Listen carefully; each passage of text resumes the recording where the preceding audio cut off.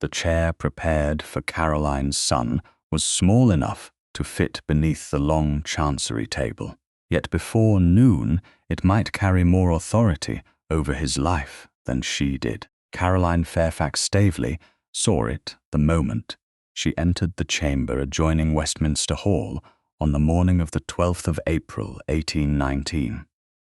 Its carved arms had been polished. A cushion had been placed upon the seat. No child sat there. Tobias remained in Ruth Pritchard's arms, warm and solid against the nurse's shoulder. His 14-month-old fingers curled around a silver-framed miniature. If the master in Chancery accepted Bertram Staveley's petition, the empty chair would no longer be symbolic.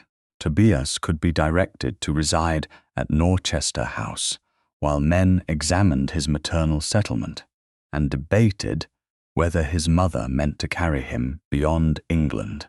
Caroline removed one glove because her palm had begun to dampen inside it. She did not clutch Ruth's sleeve. She did not look toward the door as though escape might still be possible. She placed herself beside Josiah Hale, her solicitor, and faced the room where her character had already been summarized in documents written by other people. "You need only answer what is asked," Hale murmured. His grey hair and plain black coat gave him the appearance of a man carved from the same sober stone as Westminster itself. "The matter concerns the infant's residence and the settlement. It isn't a final determination. Temporary decisions have a way of becoming permanent when they favor powerful men," Caroline replied. Her voice carried no farther than the two of them. Hale did not contradict her.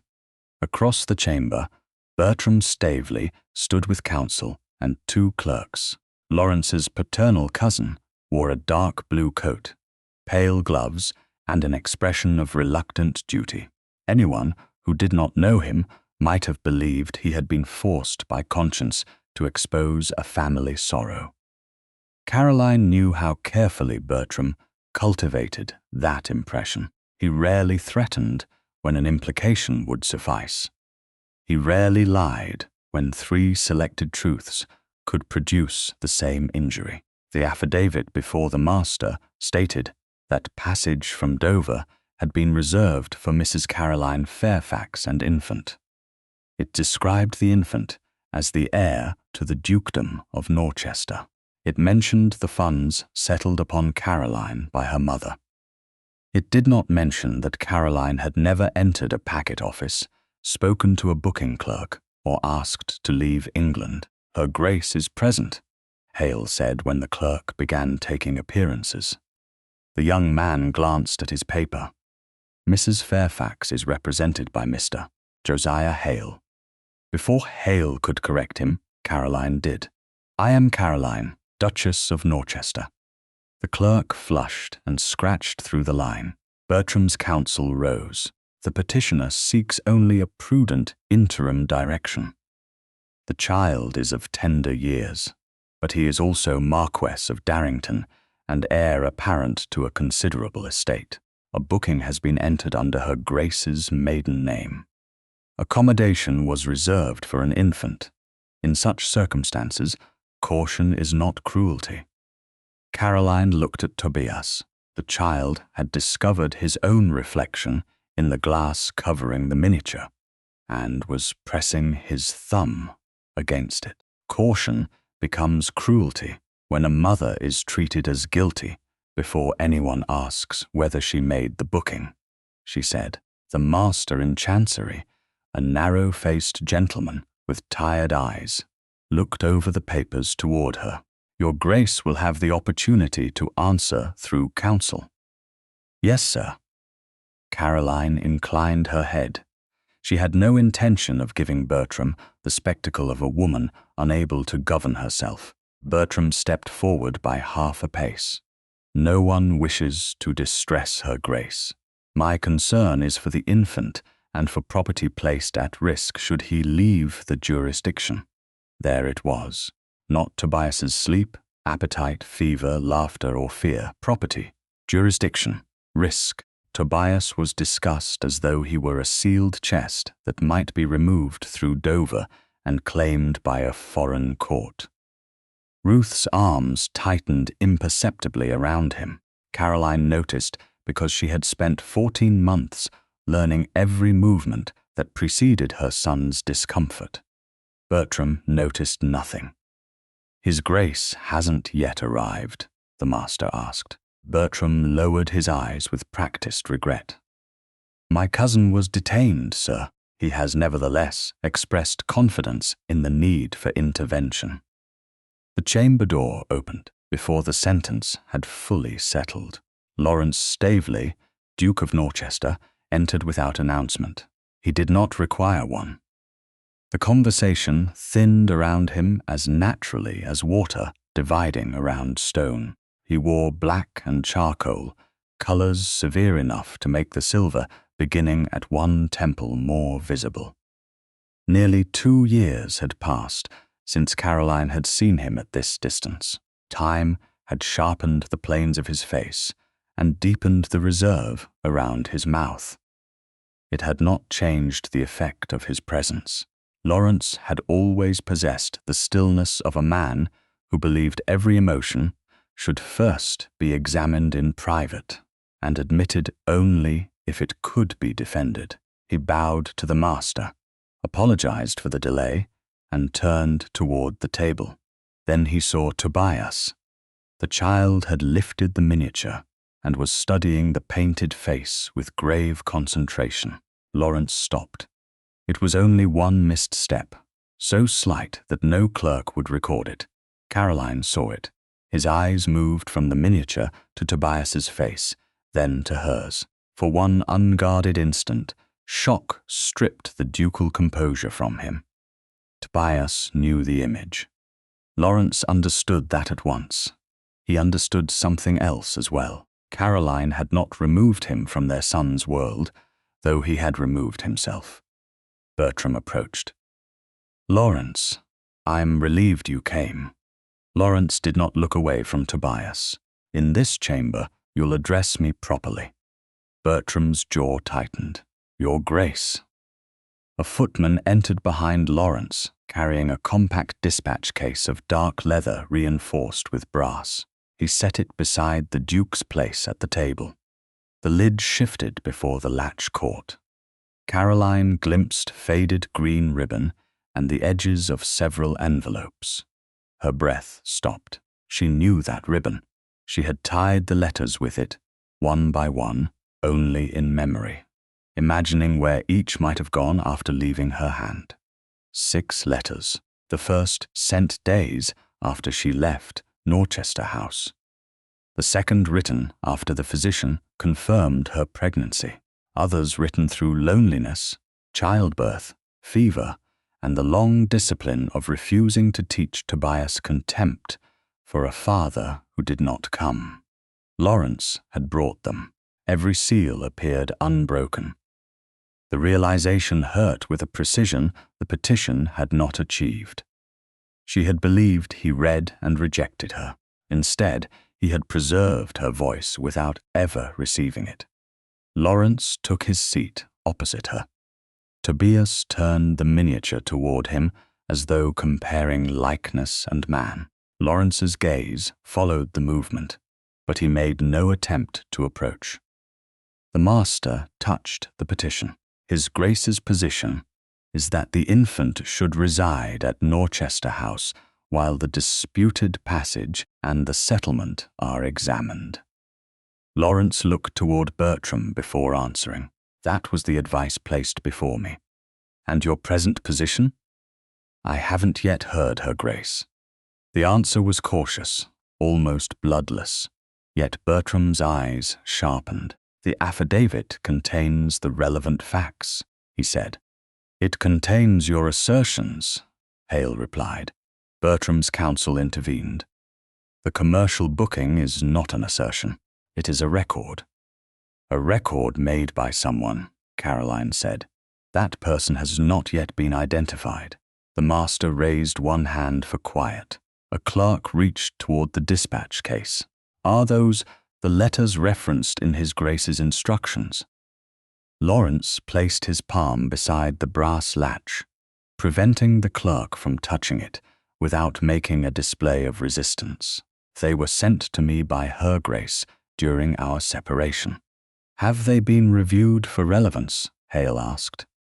Laurence's eyes lifted to Caroline. She saw no anger there. That would have been easier. She saw restraint, uncertainty, and the first shadow of a truth he had not yet permitted himself to name. Bertram spoke before he could answer. His Grace was advised that private appeals might compromise an impartial judgment. Caroline turned toward Bertram. Advised by whom? The question crossed the table cleanly. Bertram's expression did not change. By those concerned with preserving order in a difficult family matter. Laurence looked at him then. It was not yet accusation. It was attention. Caroline understood that Bertram had expected the letters to remain irrelevant because Laurence had made silence a principle and called it fairness. She also understood that the room would move on unless she stopped it. Counsel would argue. The master would weigh caution. An interim direction might be made before anyone forced the simplest fact into daylight. Caroline rose. She kept her bare hand open at her side. The glove remained folded in the other. Tobias shifted in Ruth's arms, but did not cry. The miniature rested against his small chest. "Sir," Caroline said to the master, "before any direction is made concerning where my son must live, I ask permission to put one question to His Grace." Bertram's counsel stood. A private marital dispute cannot be allowed to displace the issue before the court. Hale rose more slowly. The petition rests upon the meaning attributed to Her Grace's actions. Her attempts to explain those actions are not irrelevant, merely because the recipient chose not to hear them. The master studied Caroline, then Laurence. One direct question His Grace may decline to answer. Laurence did not look at Bertram. He looked only at his wife. "I won't decline." Caroline felt the weight of every unopened page inside the case. She felt the room waiting to see whether a duchess would plead, accuse, or break.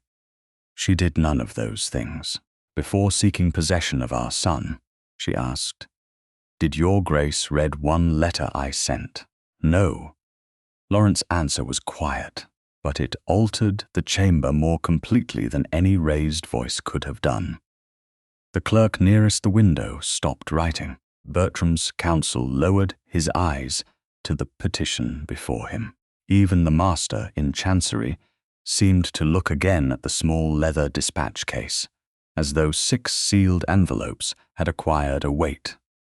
No affidavit had previously carried. Caroline remained standing. For nearly 2 years, she had imagined 100 explanations for Laurence's silence. She had pictured her letters lost in a servant's drawer, dismissed after a careless glance, or read in private and rejected because their truth offended him. She had not prepared herself for the simple admission that he had preserved every word while refusing to receive even one. The pain did not lessen. It merely became precise. "Thank you, Your Grace," she said. Her voice held. She did not ask why. Not there. Not while Bertram watched for any crack he might widen into instability. Laurence's right hand closed against the edge of the table. The movement was small, but Caroline knew it. Once, she had mistaken such stillness for calm. Marriage had taught her that it often meant the opposite. Bertram rose halfway from his chair. His Grace acted upon prudent advice. Private appeals written in distress might have compromised an impartial judgment. Laurence turned his head toward him. "Whose advice?" Bertram's expression remained smooth. "Mine, among others. You were dealing with a separation, a disputed settlement, and conduct difficult to interpret. I advised that the letters remain sealed until the matter could be considered without emotional influence. You advised me not to read my wife's account of events now used against her. I advised caution. Sit down, Mr. Staveley, the master said. Bertram obeyed, though a faint line appeared beside his mouth. The exchange lasted only seconds. Caroline understood its importance. Bertram had not merely benefited from Laurence's silence. He had helped shape it. Behind her, Tobias shifted in Ruth's arms. The child had grown tired of the still room, the unfamiliar wigs, and the men whose voices kept rising around him. He held the silver miniature against his chest, then pushed it away to examine the painted face again. Laurence watched him. The attention was so complete that the rest of the chamber seemed to recede from his notice. Tobias looked from the portrait to the living man across the table. His brow gathered in concentration. Then he leaned outward.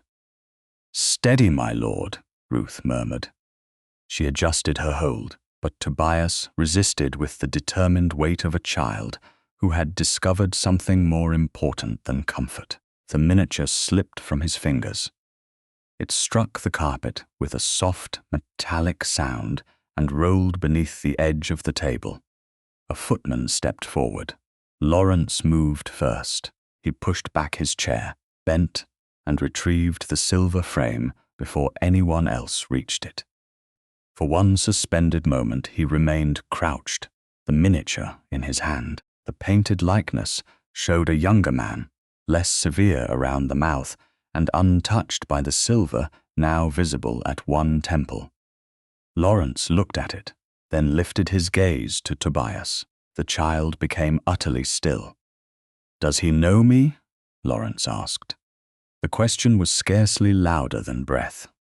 It was not directed to the master or council. Caroline could have denied him the answer. It would have been easy, and perhaps even deserved. Instead, she said, "He knows your face." Laurence rose slowly. "You showed him? I named you." The words passed between them with no softness, but neither did they carry cruelty. I wouldn't teach him contempt for a man he hadn't been permitted to know. Something in Laurence's expression gave way. Shame appeared first. Beneath it lay a grief so unguarded that Caroline had to remind herself he had chosen every mile of distance between them. Tobias reached both arms toward him. Ruth hesitated. The child leaned farther, his small body tipping beyond the secure support of her shoulder. Laurence came around the corner of the table. "Your Grace," Ruth said, uncertain whether she addressed Caroline or the Duke. Tobias lunged with sudden confidence. Ruth lost the angle beneath him. Laurence caught the child beneath the arms before he could fall. Caroline moved at the same instant. Her bare hand closed around Tobias's side, while her gloved hand steadied his back. Laurence supported the child's weight against his chest. Their fingers met beneath the embroidered coat. The touch lasted no longer than a breath, yet recognition moved through it with startling clarity. Laurence's hand was warmer than she remembered. His grip remained careful, strong without tightening. Caroline stood close enough to see the darker ring around his grey eyes and the faint strain at the corner of his mouth. For one dangerous instant, memory returned not as thought but as knowledge. The way he had once offered silence without making her feel abandoned. The way he had listened before pride taught him not to. She withdrew her fingers first. Laurence did not follow. Tobias remained held between them, one fist closing around the Duke's cravat. Laurence stared at his son as though every title he carried had become useless before the reality of the child. Tobias touched his chin. His lips shaped a sound. "Pa," he breathed. No one moved. Tobias tried again, pleased by the attention gathered around him. This time the word came clear. "Papa." Silence filled the chamber. It was not the respectful silence granted to a duke. It belonged entirely to the child, who had named a father, before that father had earned the right to be known. Laurence closed his eyes for a single second. When he opened them, every trace of practiced distance had vanished. Tobias gave a small laugh and repeated, "Pa." Ruth pressed her lips together. Hale looked down at his papers, granting what privacy could exist in a legal chamber. Bertram granted none. "A child of that age imitates sounds," he said. "This has no bearing upon the supposed Dover journey." Laurence turned toward him. The change in his face was not anger alone. It was decision. No one said it did. He shifted Tobias carefully back toward Ruth. He did not presume to keep him. He returned the miniature to Caroline, placing it in her open palm without touching her fingers. Then he faced the master in Chancery. "I withdraw my support for any immediate direction removing Tobias from Her Grace's residence." Bertram rose. "Your Grace, sentiment cannot replace prudence. It is not sentiment to admit that I supported intervention without reading evidence already in my possession. The commercial booking remains. So do 6 letters I refuse to open." Laurence, voice carried through the chamber, without force, "until the booking is traced, and Her Grace's account is heard. I will not ask this court to place our son beneath another roof." The master studied him. "You are prepared to enter an undertaking that you will not exercise paternal authority to remove the infant while the inquiry proceeds." "I am." "And you seek an adjournment?" "A short adjournment today, followed by sufficient time to obtain the packet records." Laurence looked toward Caroline before continuing. "Her Grace should remain free to choose a respectable residence within reach of the court. Tobias should remain with her." Bertram's counsel began an objection, but the master lifted one hand. "The booking must be examined. No immediate change shall be directed today. The infant will remain in his mother's household while I consider the proper terms of inquiry." Caroline allowed herself one full breath. Ruth lowered her cheek to Tobias's hair. Hale's shoulders loosened by a fraction. The danger had not ended, but it had changed. Tobias would leave the chamber with her. Laurence returned to the table. He stood beside the dispatch case, his hand hovering over the brass latch without touching it. "The letters were addressed to me," he said. "That doesn't entitle me to decide how they're used here." Caroline watched him carefully. The admission was imperfect, but it was the first sign that he understood possession and permission were not the same. "May I open them?" he asked. The chamber waited. Caroline looked at the faded green ribbon visible beneath the lid. 6 sealed versions of herself rested there. The abandoned wife, the frightened mother, the woman who had written into silence because hope had not yet learned to die. She would not surrender all of them at once, merely because Laurence had finally asked the right question. "You may begin with the last one." Laurence inclined his head. Hale came beside the table as witness. The brass latch lifted. Beneath the faded ribbon lay 6 envelopes in Caroline's hand, every seal intact. Laurence selected the letter dated the 2nd of April 1819. When he raised it from the case, the folded paper held an unfamiliar stiffness between its pages. Laurence broke the seal with the ivory knife supplied by the clerk. The wax parted with a dry snap that seemed louder than it should have been. He unfolded the first sheet, and something stiff slipped from between the pages, struck the polished table, and skidded toward the master in Chancery. It was a packet pass, edged in faded blue, no larger than a calling card. The number 62 was printed beneath a stamped route from Dover. Every eye in the chamber followed it. Bertram moved first. "That is the passage document named in my affidavit."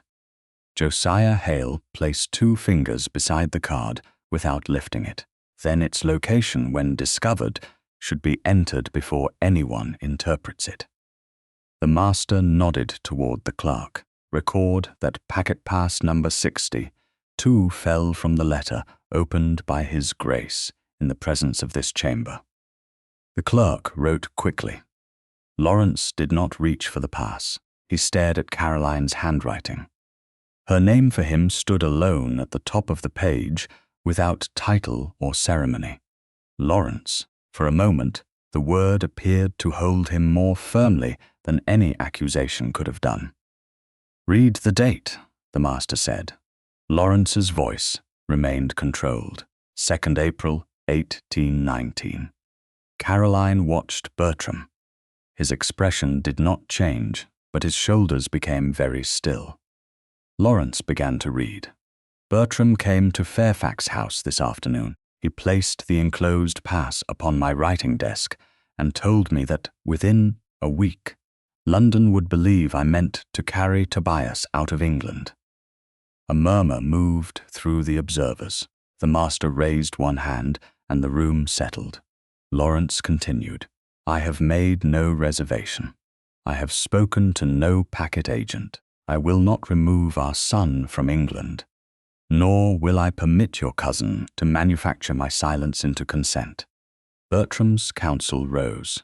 "The letter proves only that Her Grace possessed the pass." Caroline kept her gaze on Laurence. She had written the next lines when anger had steadied her hand more effectively than hope. He read them now. "The card bears a number that may be traced. If you still mean never to read me, then at least preserve what I enclose. One day, perhaps, another man will open the truth you chose to leave sealed." Laurence stopped. His hand tightened slightly on the paper. Tobias made a soft sound against Ruth's shoulder. But Laurence did not look toward the child. He looked at Caroline. There was no defense in his face. The warning had reached his custody 3 days before Bertram swore the affidavit.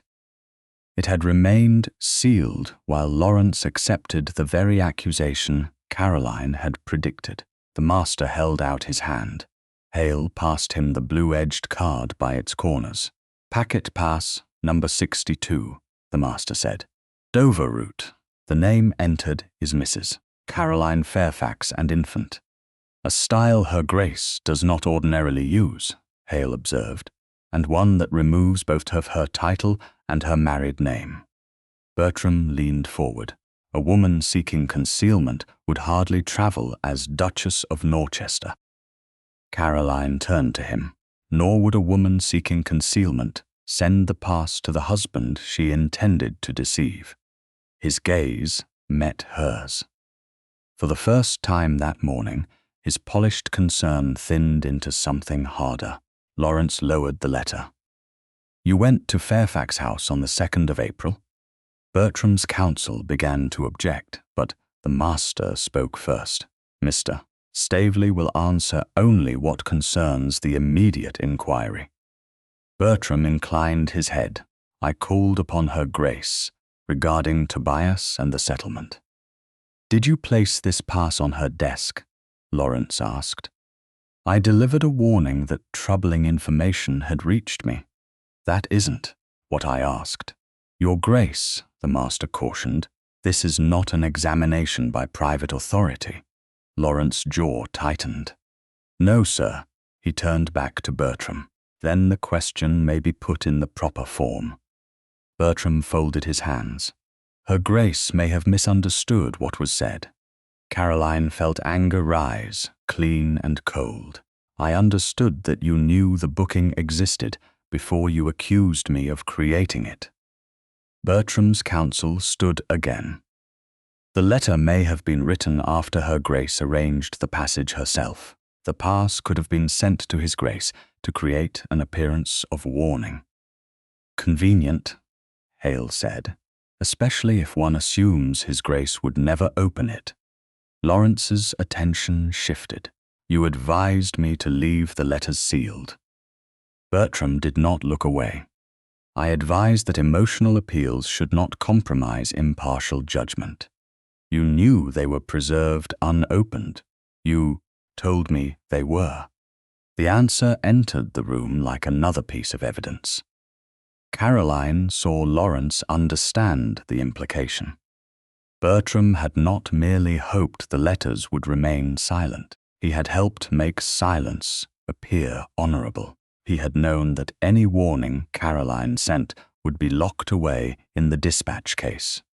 Useful only if Laurence chose to distrust the very principle Bertram had encouraged. You built this petition upon a habit you advised me to keep, Laurence said. Bertram's expression remained composed. I built it upon a commercial booking, a booking whose pass was in my possession before your affidavit, because Her Grace placed it there after you brought it to her house. Bertram's counsel objected, and the master called for order before the exchange could sharpen further. He examined the pass, then letter 6. This correspondence does not establish who reserved the passage, nor does the pass alone. Together, however, they establish that Her Grace warned His Grace of the alleged journey before Mr. Staveley swore his affidavit. Hale nodded. The number should correspond to a counterfoil or birth entry at the issuing office. Payment may also be traceable. Then, those records will be sought. The master directed the clerk to prepare an evidence wrapper, letter 6, its opened envelope, and packet pass number 62 were placed together. The clerk listed each item, folded the wrapper around them, and sealed it with the quartz wax. Laurence watched until the final impression cooled. The dispatch case beside him now held only 5 letters beneath the faded green ribbon. 3 remained hidden behind seals. Caroline had not yet given him permission to break. Bertram's counsel pressed for Tobias to reside at Norchester House during the inquiry. The infant is the heir. If Her Grace departs London, the consequences may be irreversible. Caroline rose. I will remain within reach of the court. I won't submit to confinement in my husband's house to prove I don't intend to flee it. Laurence stood as well. She will not be confined. Bertram turned toward him. Norchester House offers the greatest security. It offers control, Caroline said. Those aren't the same. Laurence looked at the master. I withdraw the request that Tobias be taken there. I will enter an undertaking that I won't exercise paternal authority to remove him from Her Grace's household while the records are examined. The master studied Caroline. Would your Grace agree to remain at a respectable residence within convenient distance of this court, and to provide notice through Mr. Hale before any journey beyond London? I would, provided Tobias remains with me, and no servant appointed by Mr. Staveley enters the household without my consent. Bertram's mouth hardened. Laurence answered carefully. I accept those terms if Her Grace does. Caroline looked across the table. The correction was small, but she heard it. I do. The master granted 21 days for the commercial records to be obtained. Tobias would remain in Caroline's household under the temporary direction. Laurence's undertaking would be entered in writing. No unopened letter would be examined without further permission or order. The danger had not disappeared. Bertram still had an affidavit. Society still had a scandal. And somewhere a packet office held the hand that had entered Caroline's stolen name. Yet when Ruth shifted Tobias higher against her shoulder, no one moved to take him. Laurence looked at the sealed evidence wrapper, then at the 5 remaining letters. You warned me, he said. Caroline met his eyes. I did, and Bertram knew I wouldn't read it. Yes, Hale closed his portfolio. Pass number 62 must have a corresponding office record. When we find who paid for it, we may find who expected Her Grace's silence to look like guilt. By the following afternoon, Caroline had refused 3 houses offered in the name of protection. The first belonged to a Staveley widow, who had once told her that obedience was the most graceful quality in a wife. The second stood too near Norchester House to prevent servants from carrying every movement back to Bertram. The third came with guards selected before anyone asked whether Caroline wished to be watched. She accepted none of them. Instead, she chose the brick-fronted residence of Mrs. Eleanor Whitcomb in Queen Square, where the curtains were plain, the servants answered to their mistress, and no portrait of a Staveley ancestor looked down from the walls. Eleanor was Josiah Hale's widowed sister, a composed woman of 50, with silver threaded through her brown hair and the steady manner of someone who had survived grief without allowing it to become authority over others. She received Caroline as a guest rather than a problem. That alone made the house feel safer than any ducal residence. Tobias was given the brightest room on the second floor. Ruth inspected the hearth, windows, locks, adjoining dressing room, and the distance to the back stairs before declaring the nursery suitable.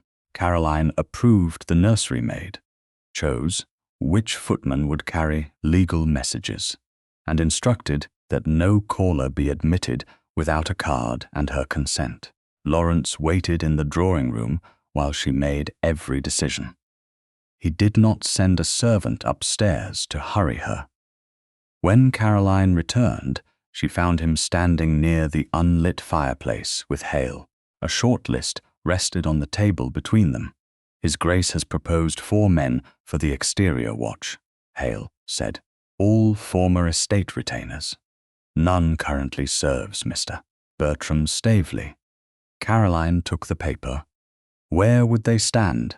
Laurence answered without moving closer. 2 across the square by day, 1 at the rear lane. 2 would alternate after dark. None inside the house. None.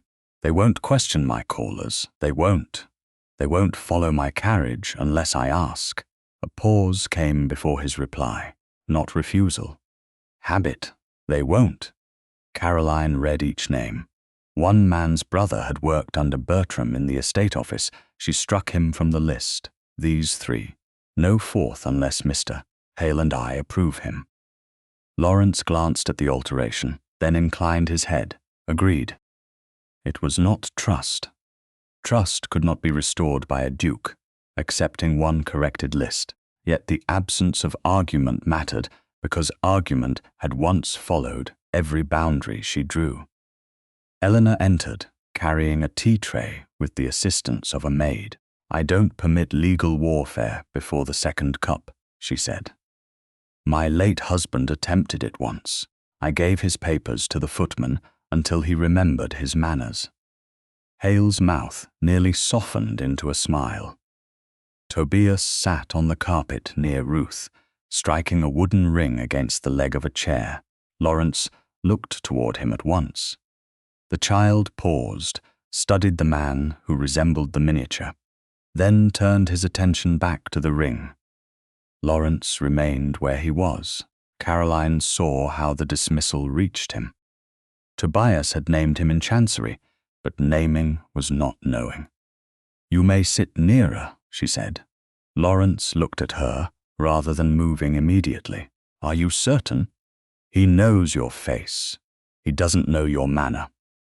Laurence crossed to the chair opposite Ruth and sat without leaning toward the child. Tobias examined him again. Laurence held out no hand and spoke no claim. The boy struck the ring twice against the carpet, crawled toward Mrs. Whitcomb's skirts, and forgot the Duke entirely. Laurence accepted the indifference in silence. Caroline watched him do so and felt something shift within her. not toward forgiveness, but toward more difficult truth. He was capable of restraint when he understood that affection could not be commanded. Hale waited until tea had been poured before placing the dispatch case on a small writing table. Packet pass number 62 and letter 6 were not inside. They remained together in the court-sealed evidence wrapper under the custody recorded by the Chancery clerk. 5 envelopes lay beneath the faded green ribbon. Caroline stood over them. "Letter 2, she said. Laurence did not ask why she had passed over the first. He loosened the ribbon and lifted the envelope dated the 24th of June 1817. The Fairfax seal remained unbroken. "May I open it here?" "Yes." Eleanor took Ruth and Tobias into the adjoining room, leaving the connecting door partly open. Hale remained near the window as witness. Laurence broke the seal and unfolded the pages. For several moments, only the small sounds beyond the doorway disturbed the room. Tobias laughed when the wooden ring rolled beneath a chair. Ruth murmured his name. Laurence read silently until his eyes stopped near the top of the second page. "You knew by then?" he said, "for 9 days. The physician believed the child was strong. He believed the pregnancy had begun well." Laurence looked back at the paper. "You asked me to come before Bertram was appointed to the settlement." Caroline kept her voice even. "I asked you to discuss the appointment with me. I didn't ask you to save me from a decision. I asked you not to make it without me." He read the passage aloud. "I will not have the child's maternal inheritance placed under your cousin merely because he is a man, and I am expected to be grateful for supervision. Come to me, Laurence. Speak to me before another arrangement is made in our names." He lowered the letter. "I never knew you objected before the trustees met, because you never opened the letter." Yes, no excuse followed. He returned to the final page. Caroline had described Bertram's insistence that a male relation approve every expenditure connected to the unborn child. At the bottom, she had written one line she remembered too clearly. "I do not want our child to inherit a marriage in which one voice is treated as an inconvenience." Laurence folded the pages along their old creases. "I learned of Tobias's birth through your solicitor. 4 days after he was born, I instructed my steward to send every allowance required under the settlement. The money arrived. I believed provision was the responsible course." Caroline looked through the open doorway. Tobias had recovered the wooden ring and held it above his head in triumph.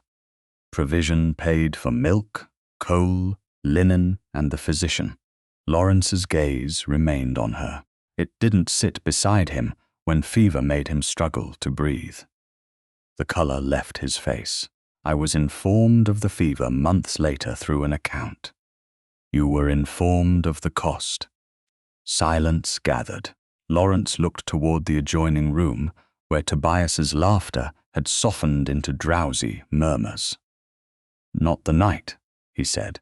Caroline had imagined making him understand that distinction, until the imagined words became sharper than she wished to speak. Now that he had found them himself, she felt no triumph, only grief for all the nights that could not be returned. "No," she said, "not the night." Laurence placed letter 2 beside its envelope. "I told myself that coming to Fairfax House would reward manipulation." His voice was lower now. "I used suspicion to avoid the possibility that I had wronged you." Caroline did not rescue him from the admission. Hale turned from the window, holding a folded memorandum brought moments earlier by a clerk. "The London packet agent has confirmed that the booking was marked for reimbursement through an account used for House Staveley travel," he said.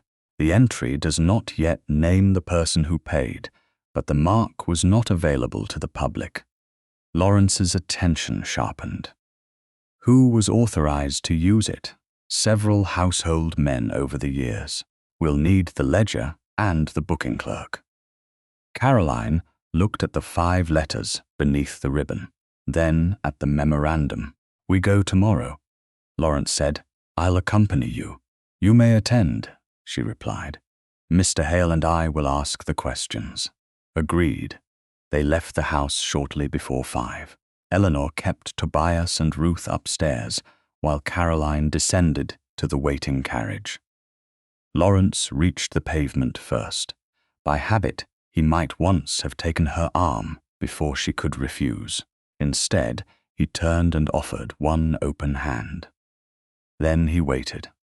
Caroline looked at that hand, at the man attached to it, and at the distance still standing between them.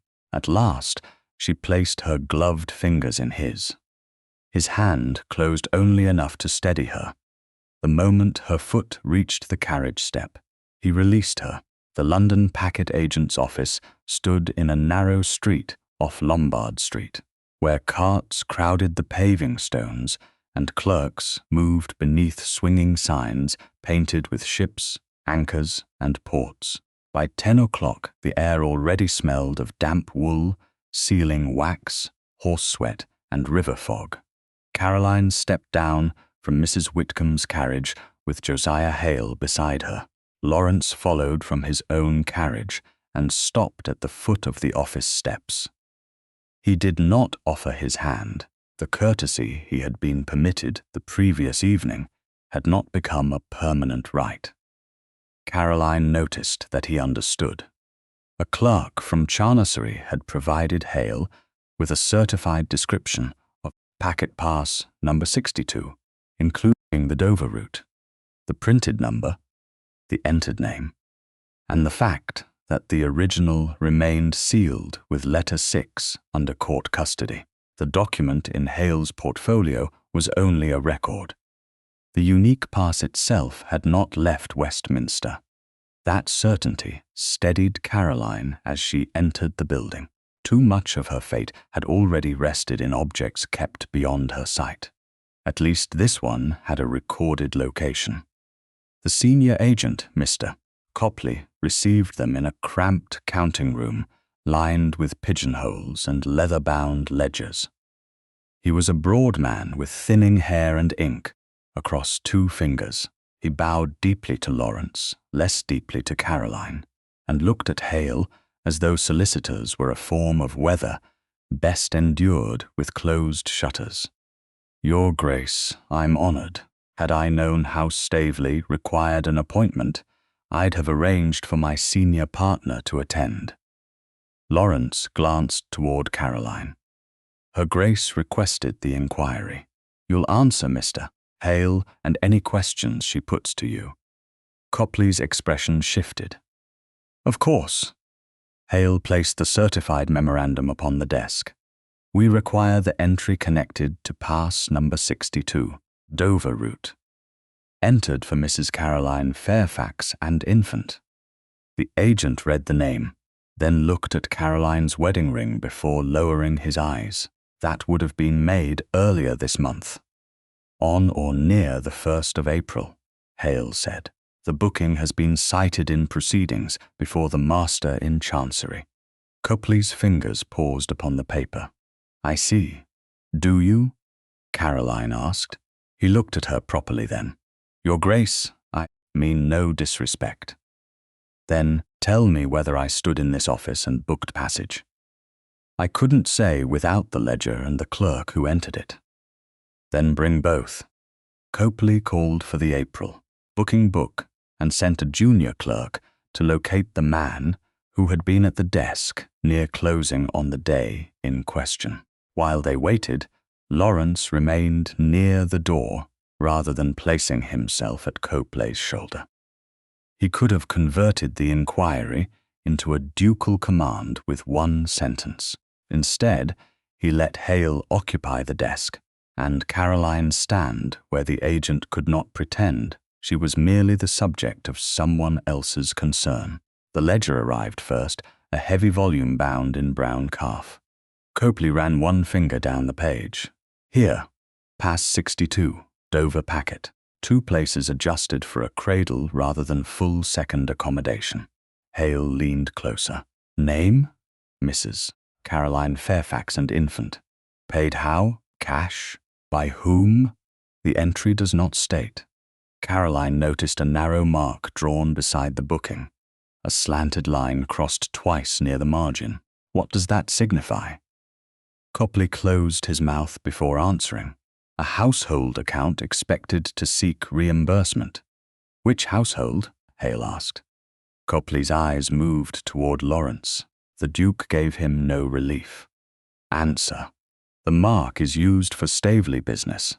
Silence settled over the room. Caroline looked again at the false name. Someone had removed her title, kept her married condition, restored her maiden family, and attached her infant son as if they were luggage entered for transport. Who was authorized to use that mark? She asked. Senior household men, stewards, secretaries, persons arranging travel for family or estate business. Bertram Staveley? Hale asked. Copley hesitated. Mr. Staveley has approved travel accounts in the past. How frequently? Often enough that a clerk wouldn't question a confidential arrangement bearing the usual mark. Laurence's face became still. Would the public know it? No, Your Grace. Would a casual servant? Not unless he had handled prior journeys.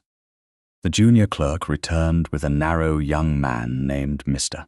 Pell, whose collar appeared too tight for his throat. He remembered the transaction. A gentleman's intermediary had entered near closing, paid in cash, and insisted that the passenger be recorded as Mrs. Caroline Fairfax rather than Duchess of Norchester. Why Mrs.? Caroline asked. Pell swallowed.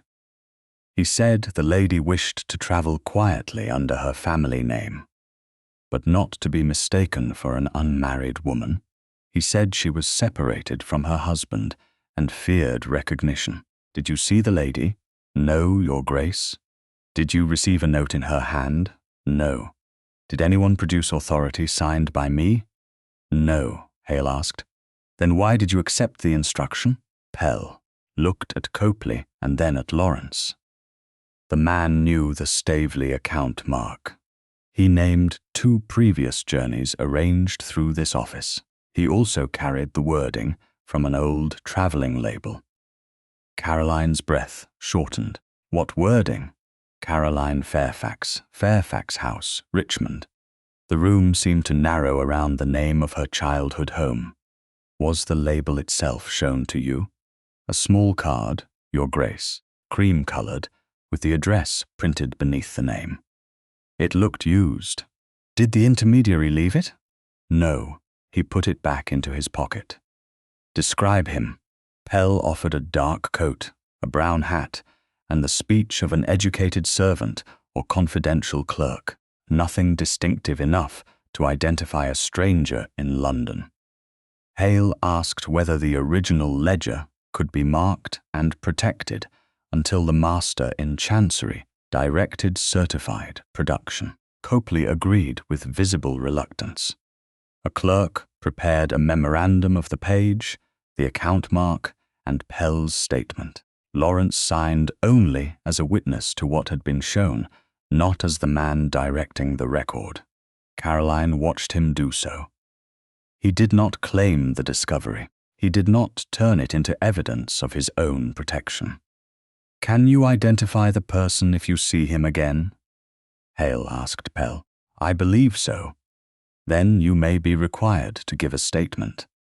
Pell looked alarmed. Copley began to protest that the reputation of the office would suffer. Caroline cut through both men's fear. The office's reputation is not endangered by admitting it was deceived. It is endangered if it protects the deception. Copley bowed his head. Yes, Your Grace. By the time Hale closed his portfolio, word had spread below that the Duke and Duchess of Norchester were inside a packet office. Voices gathered in the street. One woman laughed and asked whether the runaway Duchess had come to select another sailing. A gentleman replied that perhaps the Duke had arrived to pay the fare. Caroline placed her gloved hand against the edge of the desk. The polished wood pressed into her palm. She would walk through them. She had crossed rooms filled with worse judgment and survived. Yet the false name in the ledger, the old label from Fairfax House, and the laughter below gathered into a pressure that made her fingers tighten until the joints ached. Laurence moved no nearer than the width of one chair. "May I?" he asked. Caroline knew what he meant. He did not reach before she answered. She looked at his hand, then at his face. Yes. He placed his bare palm over her clenched, gloved hand. The touch was firm enough to be felt and gentle enough to refuse. He did not tell her to breathe. He did not promise to silence the street. He waited. Warmth settled through the glove as Caroline loosened one finger, then another, until her hand no longer gripped the desk. For a brief moment, she remembered a crowded ballroom early in their marriage, when he had rested two fingers against her wrist beneath the shelter of a curtain because he had noticed she needed quiet before she asked for it. The memory did not absolve him. It only proved he had once known how to attend. Caroline lifted her hand from beneath his. Laurence released her at once. "I'm ready," she said. Outside, perhaps a dozen people waited beneath the office sign. Laurence's footman moved to clear a path. Caroline stopped him. "No, they may look." She descended the steps at an even pace. Laurence walked beside her, not ahead. A woman near the curb whispered, "Mrs. Fairfax," with deliberate amusement. Caroline turned her head.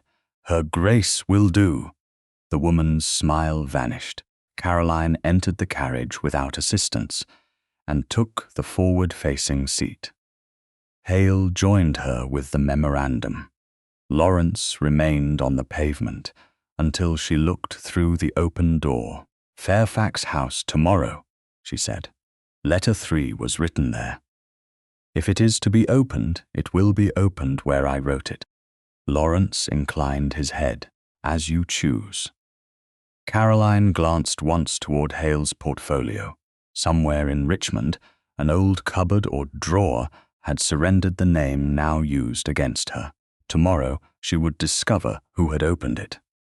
Fairfax House had not changed enough to be kind. The pale brick frontage still caught the morning sun. The brass knocker still bore the shallow dent left by Caroline's grandfather during an argument no one now remembered. Even the clipped yews beside the steps retained their severe, watchful shape. Yet, when the carriage stopped before the house on the 17th of April, Caroline felt as though she were returning to a place occupied by an earlier version of herself. Ruth descended first with Tobias, wrapped in a blue wool cloak against the cool air. Josiah Hale followed with his portfolio. Laurence stepped down last, carrying the dark leather dispatch case. 5 letters remained beneath the faded green ribbon. Letter 6 and packet pass number 62 were still sealed together under the custody of the Chancery clerk. Caroline looked at the case, then at Laurence. "It stays with you until I say otherwise." Yes, he did not remind her that the letters had been addressed to him. Mrs. Agnes Barstow opened the door before the footman could knock. She had served Caroline's mother and now wore age like another layer of household authority. Her eyes filled at the sight of Tobias. They sharpened when she saw Laurence behind him. She curtsied correctly. She did not welcome him. "Your Grace," she said to Caroline, "the morning room is aired. I also had a fire laid in your old writing room. We'll use the writing room." Caroline entered without waiting for Laurence to offer his arm. The entrance hall smelled faintly of beeswax, coal smoke, and lavender tucked into linen cupboards. Tobias reached toward the painted ceiling medallion and made an uncertain sound. Caroline had once stood beneath that same medallion with one hand pressed against her abdomen, wondering how to tell a husband who had already decided Ansix, her judgment, could not be trusted. Laurence paused beside the staircase. His gaze followed the banister toward the upper floor. You lived here throughout the pregnancy. Yes, alone. Caroline turned, not without servants. She held his eyes. But without you, if that is what you mean. He accepted the correction. Mrs. Barstow led them upstairs. Ruth carried Tobias into the adjoining sitting room, and Hale remained near the writing room window, close enough to witness the opening of the letter without intruding upon every word. Caroline crossed to the walnut desk. The old ink stain still marked the right corner. She touched it with 2 fingers. I wrote letter 3 here. Laurence placed the dispatch case upon the desk, but did not open it. After the trustees' meeting at Norchester House, after Bertram spoke of my mother's settlement as though it were a purse left unattended in a public room, I believed his experience deserved consideration. You believed experience mattered more when it belonged to a man. Laurence lowered his gaze. Yes. The word came without defense. Caroline opened the case herself. The faded ribbon loosened beneath her fingers. She removed the envelope dated the 9th September 1817 and held it for a moment. The Fairfax crest remained unbroken in the wax. You may open it. Laurence broke the seal carefully. The first page trembled once when he unfolded it, then steadied. He read silently until Caroline said, "Allude." His eyes lifted. "Are you certain?" "I wrote it to be heard," he began. "Laurence, today your cousin spoke of my mother's settlement as though it belonged to whichever man stood nearest. He proposed himself as the proper judge of every expense connected to our child. You agreed that his experience should be weighed before you asked whether I consented." Lawrence's voice altered slightly on the final word. He continued, "I left Norchester House because you overruled me before trustees, servants, and guests, then asked why I was distressed by a decision already made. I would leave every Staveley roof before I surrendered my child's inheritance to your cousin." He stopped. The room seemed to draw itself around the sentence. "That is the line Bertram will use," he said. "Yes, he'll argue that leaving every Staveley roof included leaving England. It did not." Caroline faced him across the desk. "It meant I would not live beneath a roof where my consent could be replaced by your authority. I understand the sentence now. Understanding the sentence is not the same as understanding the wound." Laurence took the words without flinching. Then he returned to the letter. Caroline had written of waking in rooms where no one knew whether she remained a wife or had become an embarrassment managed at a distance. She had warned that if Bertram controlled the settlement, he would eventually treat her as a visitor around her own child. She had asked Laurence to come to Fairfax House before another trustee meeting. At the end, she had written, "I do not ask you to choose between your cousin and your wife. I ask you to stop behaving as though only one of us is capable of reason." Laurence finished and placed the pages flat upon the desk. "I chose obedience because it was easier to recognize than trust." Caroline's breath caught despite herself. He looked at the old ink stain, and because obedience did not require me to admit I might be wrong. Before she could answer, Mrs. Barstow appeared at the open door. "Your Grace, Mr." Hale asked whether I remembered anyone seeking old travelling papers. Hale turned from the window. Mrs. Barstow Did a servant or clerk ever request labels bearing her Grace's maiden name? The housekeeper's expression tightened. A man came last October. He said he acted for Mr. Bertram Staveley and that family records were being put in order. Caroline felt cold move through her hands. What did he ask for? Old luggage labels and travelling cards, anything from before your marriage. Did you give him access to my desk? No, Your Grace. Never. But the housekeeper's cabinet held old cards from your mother's journeys and your own. Caroline Fairfax, Fairfax House, Richmond. Shame entered the older woman's face. He said they were wanted for an inventory. Did he take them? Hale asked. 3, perhaps 4. He also copied the wording from a trunk label. Can you describe him? A neat man in a brown coat. Educated speech. Not a gentleman, though he wished to seem one. It matched the packet clerk's description without identifying the man. Hale began to write. Did he give a name? Mrs. Barstow shook her head. Only that Mr. Staveley had sent him. Caroline crossed the room and took the woman's hands. You were deceived. The blame belongs to the person who used your trust. Your mother would have said the same. Then we will both try to believe her. Mrs. Barstow agreed to give a formal statement if required. Hale recorded only what she had seen and heard. He did not ask her to infer what the cards had been used for. Laurence remained beside the desk, looking at letter 3. Bertram had the maiden name, the Richmond address, and a household mark known to Staveley agents. He had access, Hale said. Not yet, the complete chain. Then we find the rest, Caroline replied. They left Fairfax House shortly after 2. Tobias had grown sleepy and settled against Ruth's shoulder in Hale's carriage. Caroline and Laurence rode behind them in the ducal coach. For the first mile, neither spoke. Richmond's damp green fields passed beyond the window. Caroline kept her back straight until the house vanished behind the hedgerows. Only then did her breathing become shallow. The writing room, the old cards, Laurence reading her fear aloud, and the realization that Bertram had entered her childhood home through the trust of an elderly servant pressed against one another until she could no longer separate memory from anger.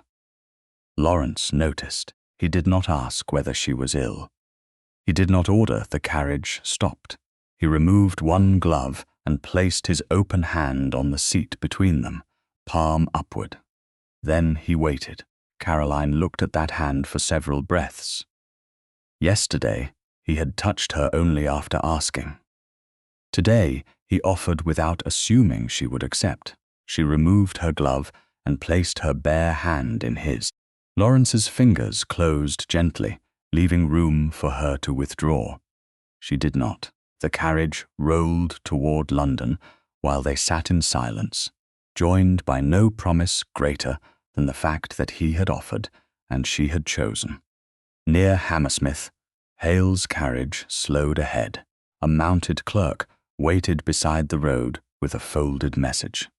Hale read it, then came back to the ducal coach at the next halt. Caroline did not release Laurence's hand until the door opened. Bertram has petitioned the master in Chancery to place all remaining letters into the record, Hale said.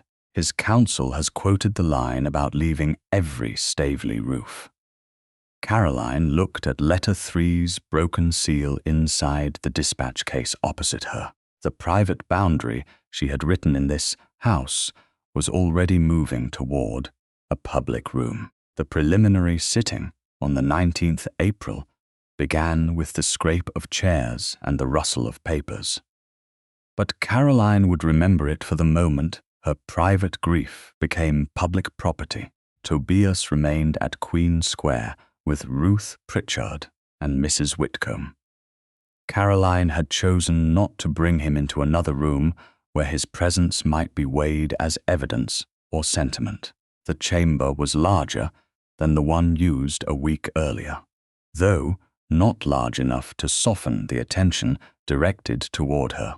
Counsel, clerks, solicitors, and several aristocratic observers occupied the benches behind the long table. Some had been present when Tobias said, "Papa." Others had come because scandal travelled faster through London than truth. Laurence sat opposite Caroline, with the dispatch case beside him. 5 letters remained inside. Letter 2 and Letter 3 bore broken seals. Letters 1, 4, and 5 were still sealed beneath the faded green ribbon. Letter 6 and packet pass number 62 remained together in the court-sealed evidence wrapper under the custody of the Chancery clerk. Caroline knew where every object rested. She trusted almost nothing else. Bertram's counsel rose first. The newly opened correspondence has not resolved the central concern. Her Grace's letters may contain declarations of departure, resistance to lawful family oversight, or an intention to remove the infant heir beyond the jurisdiction. Hale stood. The only letter connected to the alleged Dover journey has already been opened. It states plainly that Her Grace did not arrange passage. It also proves she possessed the pass, because Mr. Staveley brought it to Fairfax House. Bertram's counsel inclined his head as though acknowledging a point too small to matter. That remains Her Grace's assertion. The master in Chancery raised one hand. What relief do you seek today? That the remaining correspondence be placed before the court, or at minimum inspected by counsel. The letters concern the marriage, the maternal settlement, and Her Grace's declared intention to leave every roof belonging to House Staveley. Caroline turned toward Laurence. The line had been spoken only at Fairfax House, before Hale, Laurence, and Mrs. Barstow's brief interruption. Hale had referenced its existence in the formal response to Bertram's application because counsel had already quoted it. Someone within the legal exchange had allowed the precise words to travel farther than Caroline intended. Laurence's expression hardened. I did not give that sentence to Mr. Staveley. Bertram remained seated. No one suggested you did, Your Grace. Information properly communicated through solicitors may reach opposing counsel. Properly? Caroline asked. The master looked toward her. Your Grace will address the matter through Mr. Hale. Yes, sir. She folded her hands in her lap. The glove on her right hand concealed the marks her nails had left in her palm during the journey from Richmond. Hale continued, a statement that Her Grace would leave a Staveley roof rather than surrender control of her child's inheritance is not evidence of a foreign journey.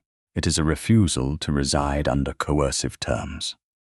Then the full letter will confirm that interpretation, opposing counsel replied, unless, of course, its context proves otherwise. The master turned to Laurence. Does letter 3 contain the phrase quoted in the petition? A pause followed. Caroline looked at her husband.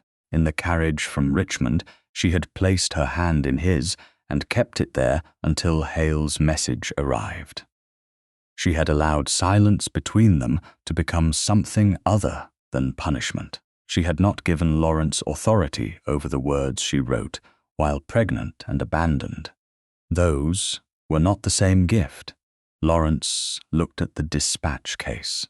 Caroline saw the calculation begin. Letter 3, read in full, would show that the disputed sentence concerned Bertram's attempt to control the settlement. It would reveal Caroline's fear that she would become a visitor around her own child.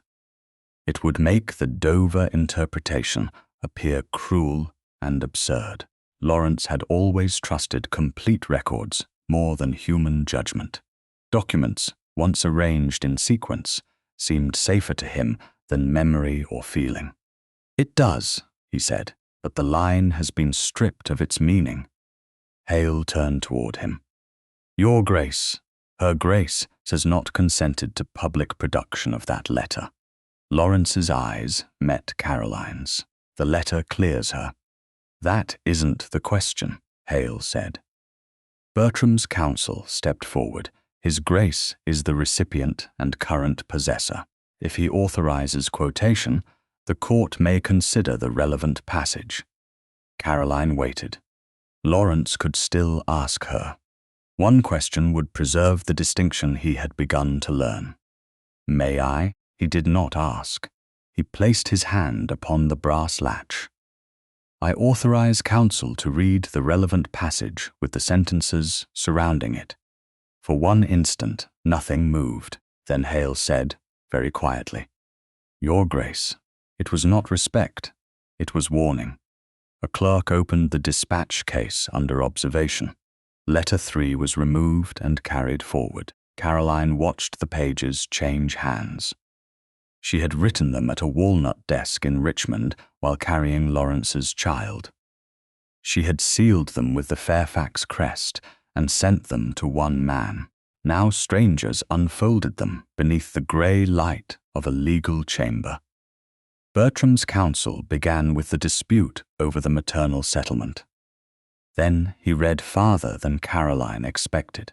I wake in rooms where no one knows whether I remain a wife or have become an embarrassment managed at a distance. I carry our child and cannot tell him whether his father's silence is anger, contempt, or relief. I am frightened, Laurence, not of poverty or scandal, but of disappearing inside decisions made in my name. A soft murmur passed through the benches. Caroline did not lower her head. Her loneliness, spoken in another man's voice before curious strangers, became humiliation through the simple fact of exposure. The observers who had watched Tobias name his father now heard what that father had refused to read. One woman shifted her gaze away. A gentleman near the door leaned forward. The master's expression remained restrained. Continue to the disputed line. Counsel read, I would leave every Staveley roof before I surrendered my child's inheritance to your cousin. He lowered the page. The intention to depart from family protection is explicit. Laurence rose. No, the refusal of coercion is explicit. The letter concerns residence within houses controlled by my family. It says nothing of Dover or removal from England. Bertram stood as well. A week ago, my cousin supported the petition.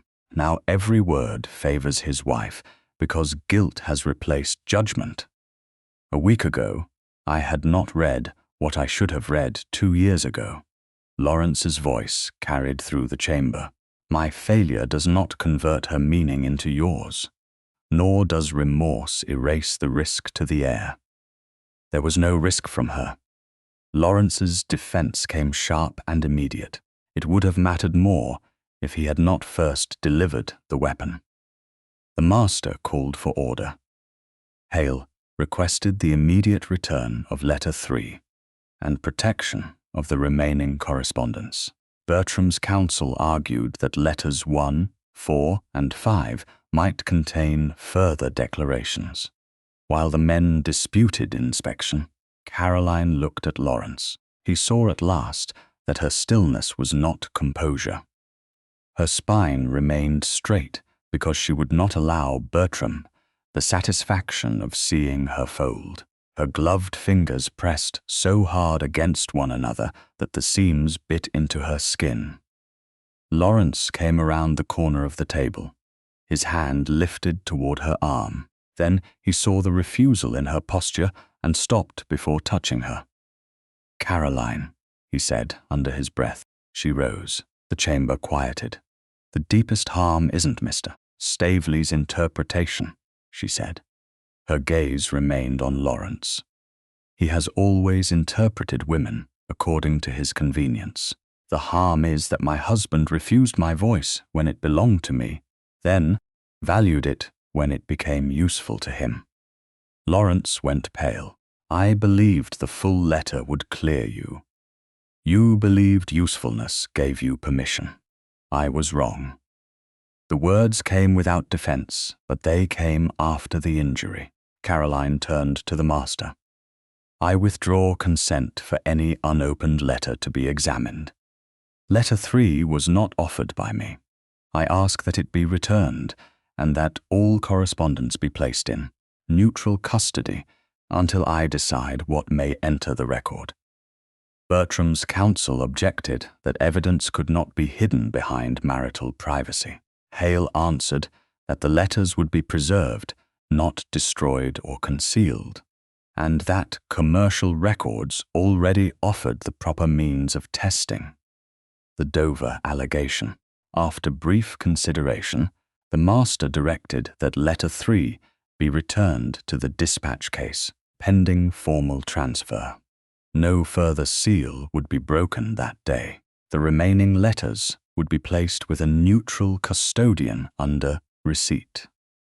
Bertram's broader application was reserved until the packet evidence could be obtained. Caroline gathered her gloves and reticule. Laurence stood beside the dispatch case, but did not touch it. "I'm sorry," he said. "Not here," Caroline replied, "and not yet." She turned to Hale. "The letters leave His Grace's control today. Prepare the receipt." Laurence lowered his head. "I'll sign it." Caroline faced him once more. "Tomorrow I go to Dover. I'll learn who used my name, and this time I will direct the questions." She left the chamber with Hale beside her. Behind them, the letter returned to its case, but the words taken from it could not be made private again. Before the carriages had been ordered, before Caroline had chosen which travelling cloak to wear, and before Josiah Hale had completed a single receipt, Queen's Square learned that the Duchess of Norchester was fleeing to Dover. The handbills appeared shortly after 8 on the morning of the 20th April. Mrs. Whitcomb's footman found one pushed beneath the front door and another pasted crookedly to the railings across the square. By the time he tore it down, copies had already reached 3 neighboring houses. Caroline read the printed sheet at the drawing-room table while Tobias sat on the carpet beside Ruth, striking his wooden ring against the silver frame of Laurence's miniature. The notice declared that Her Grace had announced a sudden journey to Dover, thereby confirming that the disputed packet reservation reflected her true intention. It warned loyal friends of House Staveley that the infant heir might yet be removed from England unless immediate action was taken. No printer's name appeared beneath the text. "He wants the investigation to become the confession," Hale said. Caroline read the final line again. It did not accuse her of a new act. It merely arranged the known facts in the order Bertram required. A passage had been booked. Caroline was going to Dover. Therefore, she must have meant to go all along. Laurence stood near the cold fireplace. He had arrived alone, except for one footman who remained below. "I can issue a denial before noon," he said. Caroline folded the handbill once. "In whose name?" "Mine." "Then London will say a guilty husband has been persuaded to defend a guilty wife." His jaw tightened. "What would you have me say?" "Nothing." She placed the paper beside Hale's portfolio. "Let Bertram spend his certainty before we reach the books." Tobias looked up at Laurence and said, "Pa," around the edge of the miniature. Pain crossed Laurence's face. But he did not approach the child. He had not asked permission. Caroline noticed the restraint and gave him no reward for it beyond the fact that she noticed. Hale opened the dark leather dispatch case on the table. The 5 letters rested beneath the faded green ribbon. Letter 2 and Letter 3 bore broken seals. Letters 1, 4, and 5 remained sealed. The brass key lay beside the case. A clerk from Chancery arrived minutes later, carrying the separate court-sealed evidence wrapper containing letter 6, its opened envelope, and packet pass number 62. He placed it before Hale and read the recorded contents aloud. The wax impression remained intact. Hale examined the seal, signed for the transfer, and entered the time. "For the journey only," he said. "I'll place this wrapper in the locked inner compartment of the dispatch case. It remains a separate evidence packet. It won't be opened except before witnesses."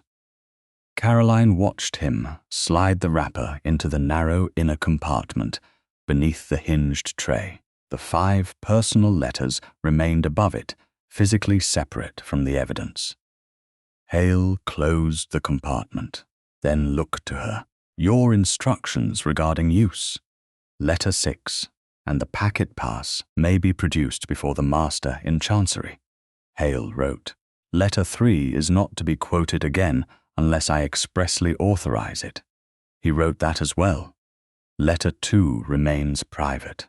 Letters 1, 4, and 5 remain sealed."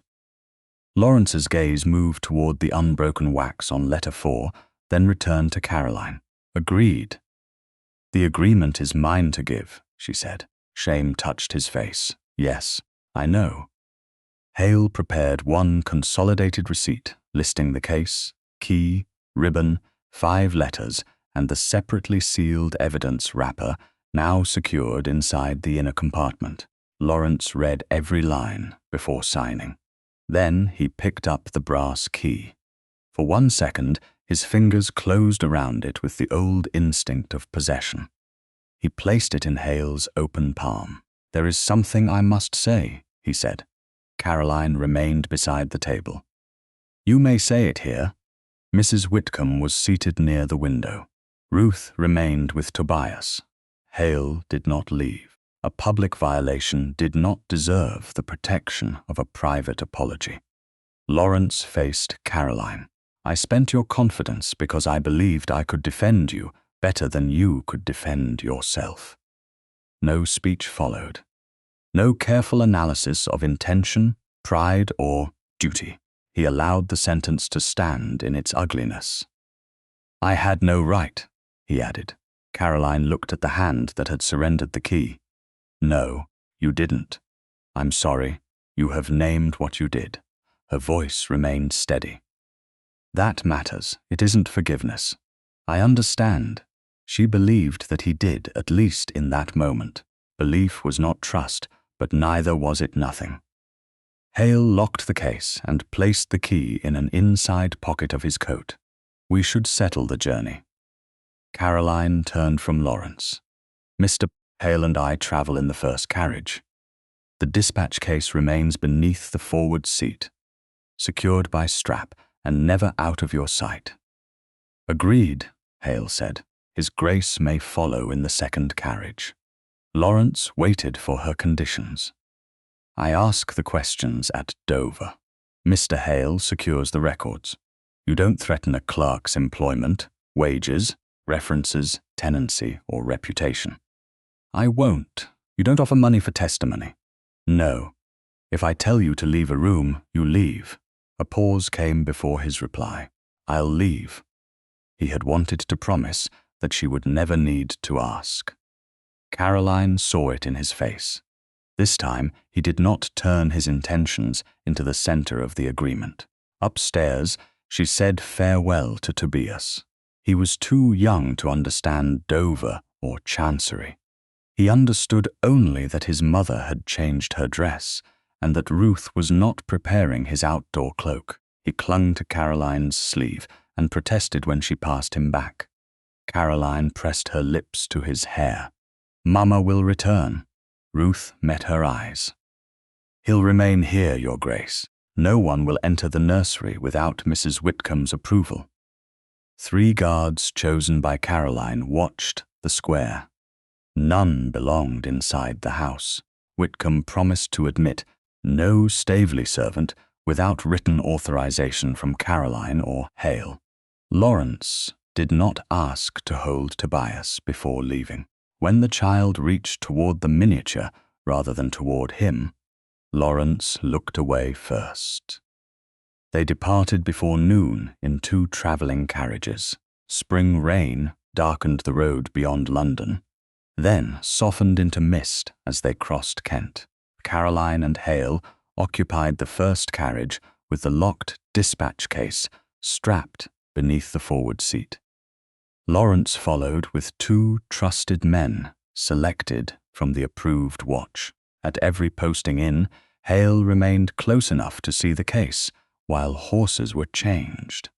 Caroline noticed one mounted courier twice, first near Blackheath and again beyond Rochester. He wore no livery and never approached. Yet he changed horses with the urgency of a man paid to arrive before them. "Bertram's?" Hale asked.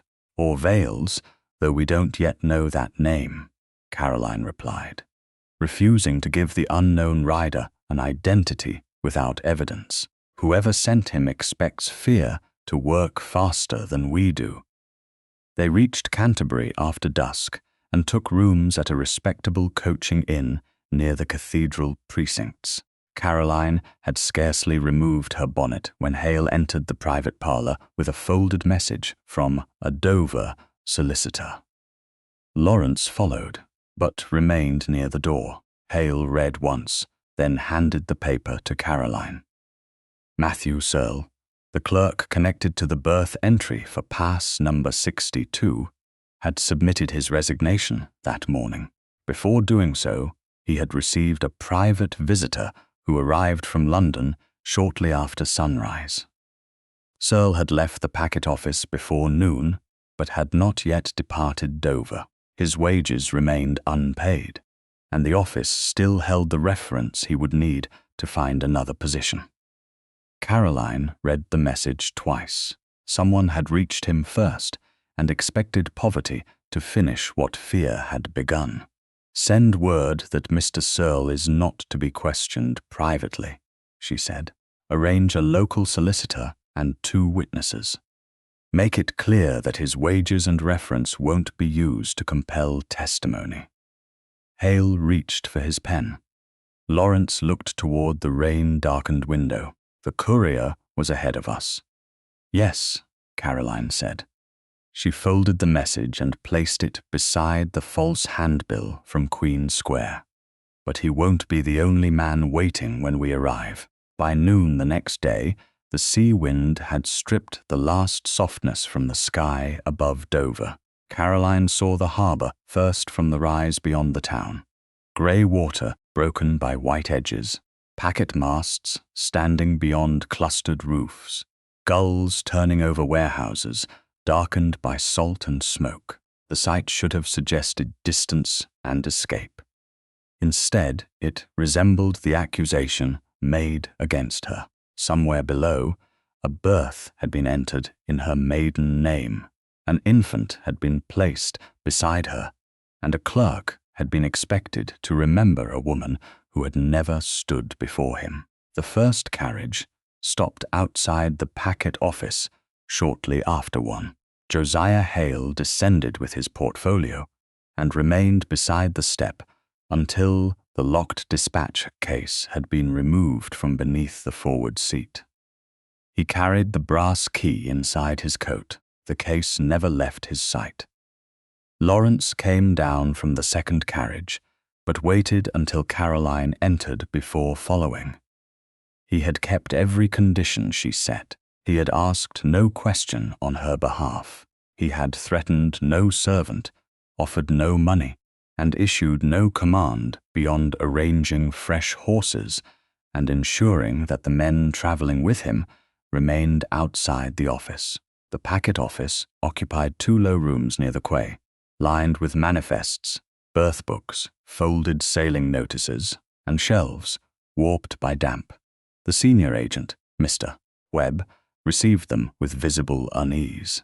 A Dover solicitor introduced himself as Mr. Fielding and confirmed that Matthew Searle had agreed to remain long enough to answer questions in the presence of witnesses. "He attempted to resign yesterday," Webb said. He hasn't formally withdrawn the notice.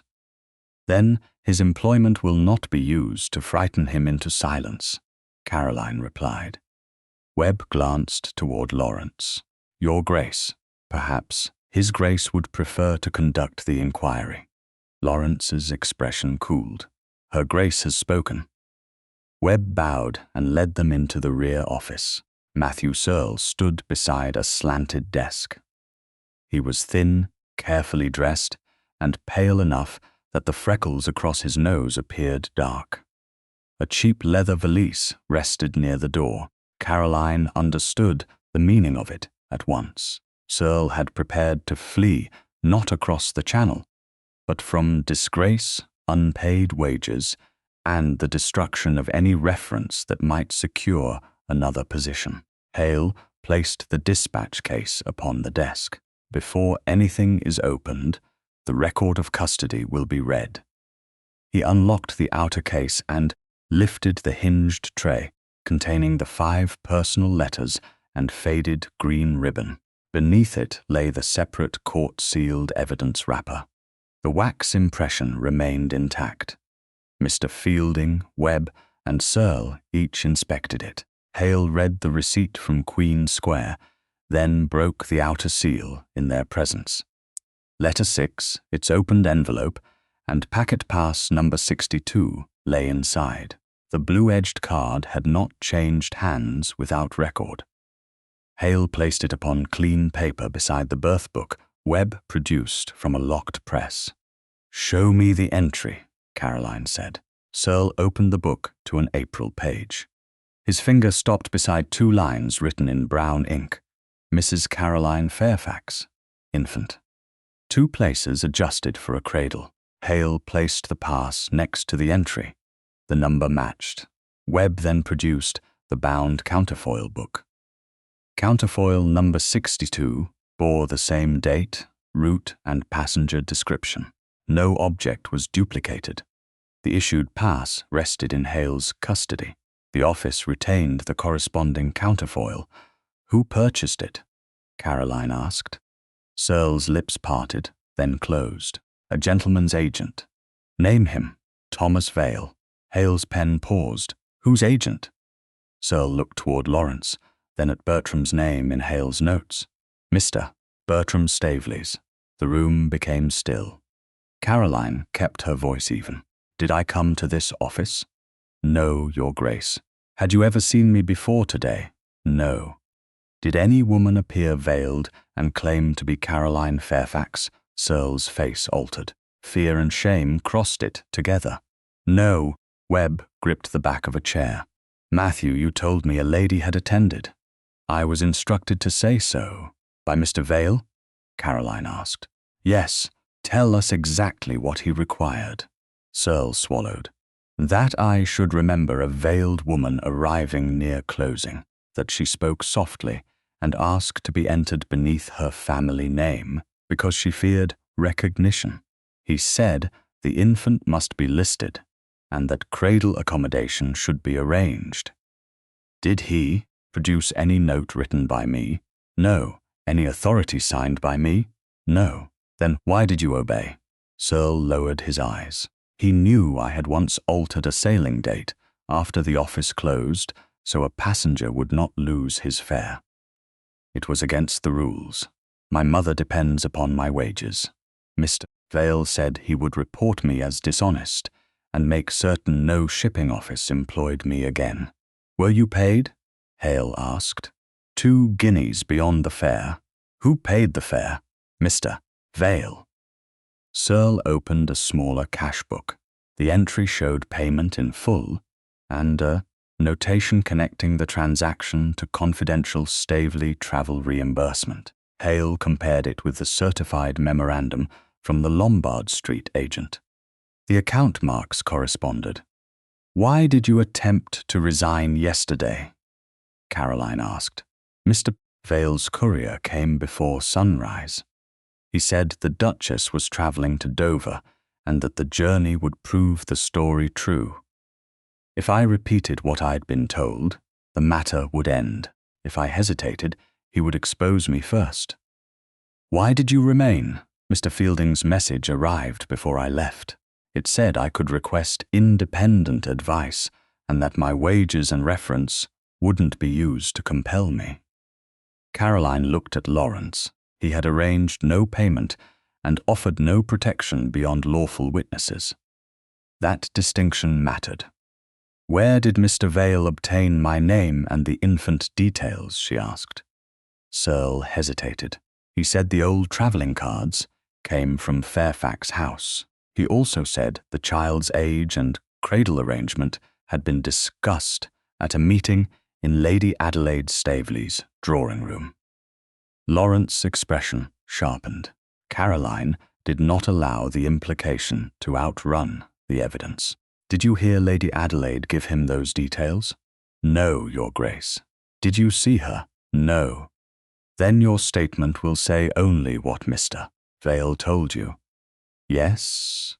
Hale arranged for Searle's sworn statement to be taken before Mr. Fielding. The birth book and counterfoil book would remain at the packet office under joint seal until formally produced before the master in Chancery.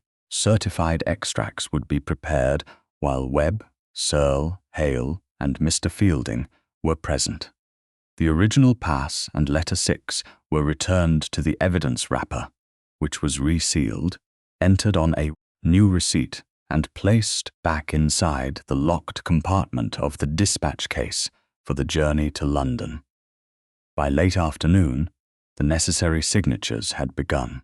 Caroline stepped into the adjoining room overlooking the harbour. The wind pressed faintly against the glass. Laurence followed only after she said, "You may come in." For several moments he stood near the opposite window. "You were right," he said. "About Bertram? About me?" Caroline turned. "That is a broader subject. I knew the letters might contain truth." His voice was low. "I told myself I left them sealed because emotion would corrupt judgment. The truth is that I feared opening them because they might prove you right." He did not decorate the admission. "If you were right, then I had abandoned you for pride." Caroline held his gaze. "You missed Tobias's birth." "Yes, his fever. Yes, his first year." Laurence's mouth tightened. "Yes." The answers cost him more than a speech would have done. He took no step toward her. "May I hold you?" Caroline looked at the man who had once believed restraint meant silence and authority meant protection. Now he waited without moving. She crossed the space between them and placed both arms around him. Laurence held her carefully, not as though she might break, but as though she remained free to leave. Caroline rested her cheek against his coat and allowed herself one quiet breath inside his embrace. When she drew back, he released her at once. A knock sounded at the door. Hale entered, holding a folded note delivered from London. "Lady Adelaide requests a private meeting upon our return," he said. Caroline looked once toward the harbour, then toward Laurence. "It won't be private," she said. "Lady Adelaide Staveley arrived at Queen Square on the 27th of April wearing dove-grey silk and the composure of a woman who believed courtesy could make any demand respectable. Caroline had returned from Dover 2 days earlier after the evidence wrapper was resealed, the certified extracts prepared, and Matthew Searle's statement taken before the local solicitor. Tobias had greeted her by clutching both her sleeve and Laurence's miniature, then refusing to release either. Now he remained upstairs with Ruth, while Mrs. Whitcomb received Adelaide in the front drawing room. The connecting doors to the smaller parlour stood open. Josiah Hale sat within sight at a writing desk. Laurence waited near the far window because Caroline had permitted him to remain. No one would later claim that the conversation had occurred without witnesses or been remembered incorrectly. Adelaide's gaze moved over the modest room before settling on Caroline. "You have chosen restrained surroundings." I chose a house where I'm asked before decisions are made for me. Adelaide removed one glove finger by finger. Then I shall ask, may we speak as women concerned for the same child? You may speak. Whether our concerns are the same remains to be seen. Adelaide sat in the chair that placed the afternoon light behind her. Caroline remained opposite. Laurence did not move from the window. Hale's pen rested untouched beside his paper. Bertram has acted unwisely, Adelaide began. He created a passage in my name, hired an agent, and paid a clerk to remember a woman who never appeared. Those are allegations. Matthew Searle gave a sworn statement. The birth book, counterfoil, and payment entries support him. Adelaide's mouth tightened. A frightened clerk will say whatever protects his wages. He was offered lawful advice, not money. Caroline held the older woman's gaze. That distinction matters. Adelaide opened a small leather case upon her lap. Inside lay folded papers tied with cream ribbon. I did not come to debate the conduct of clerks. I came to prevent a family misfortune from becoming permanent. There is an arrangement available to you. What arrangement? A house in Bath, properly staffed, an income independent of Norchester, freedom to travel when you choose. No one would question your dignity. Where would Tobias live? A brief pause answered before Adelaide did.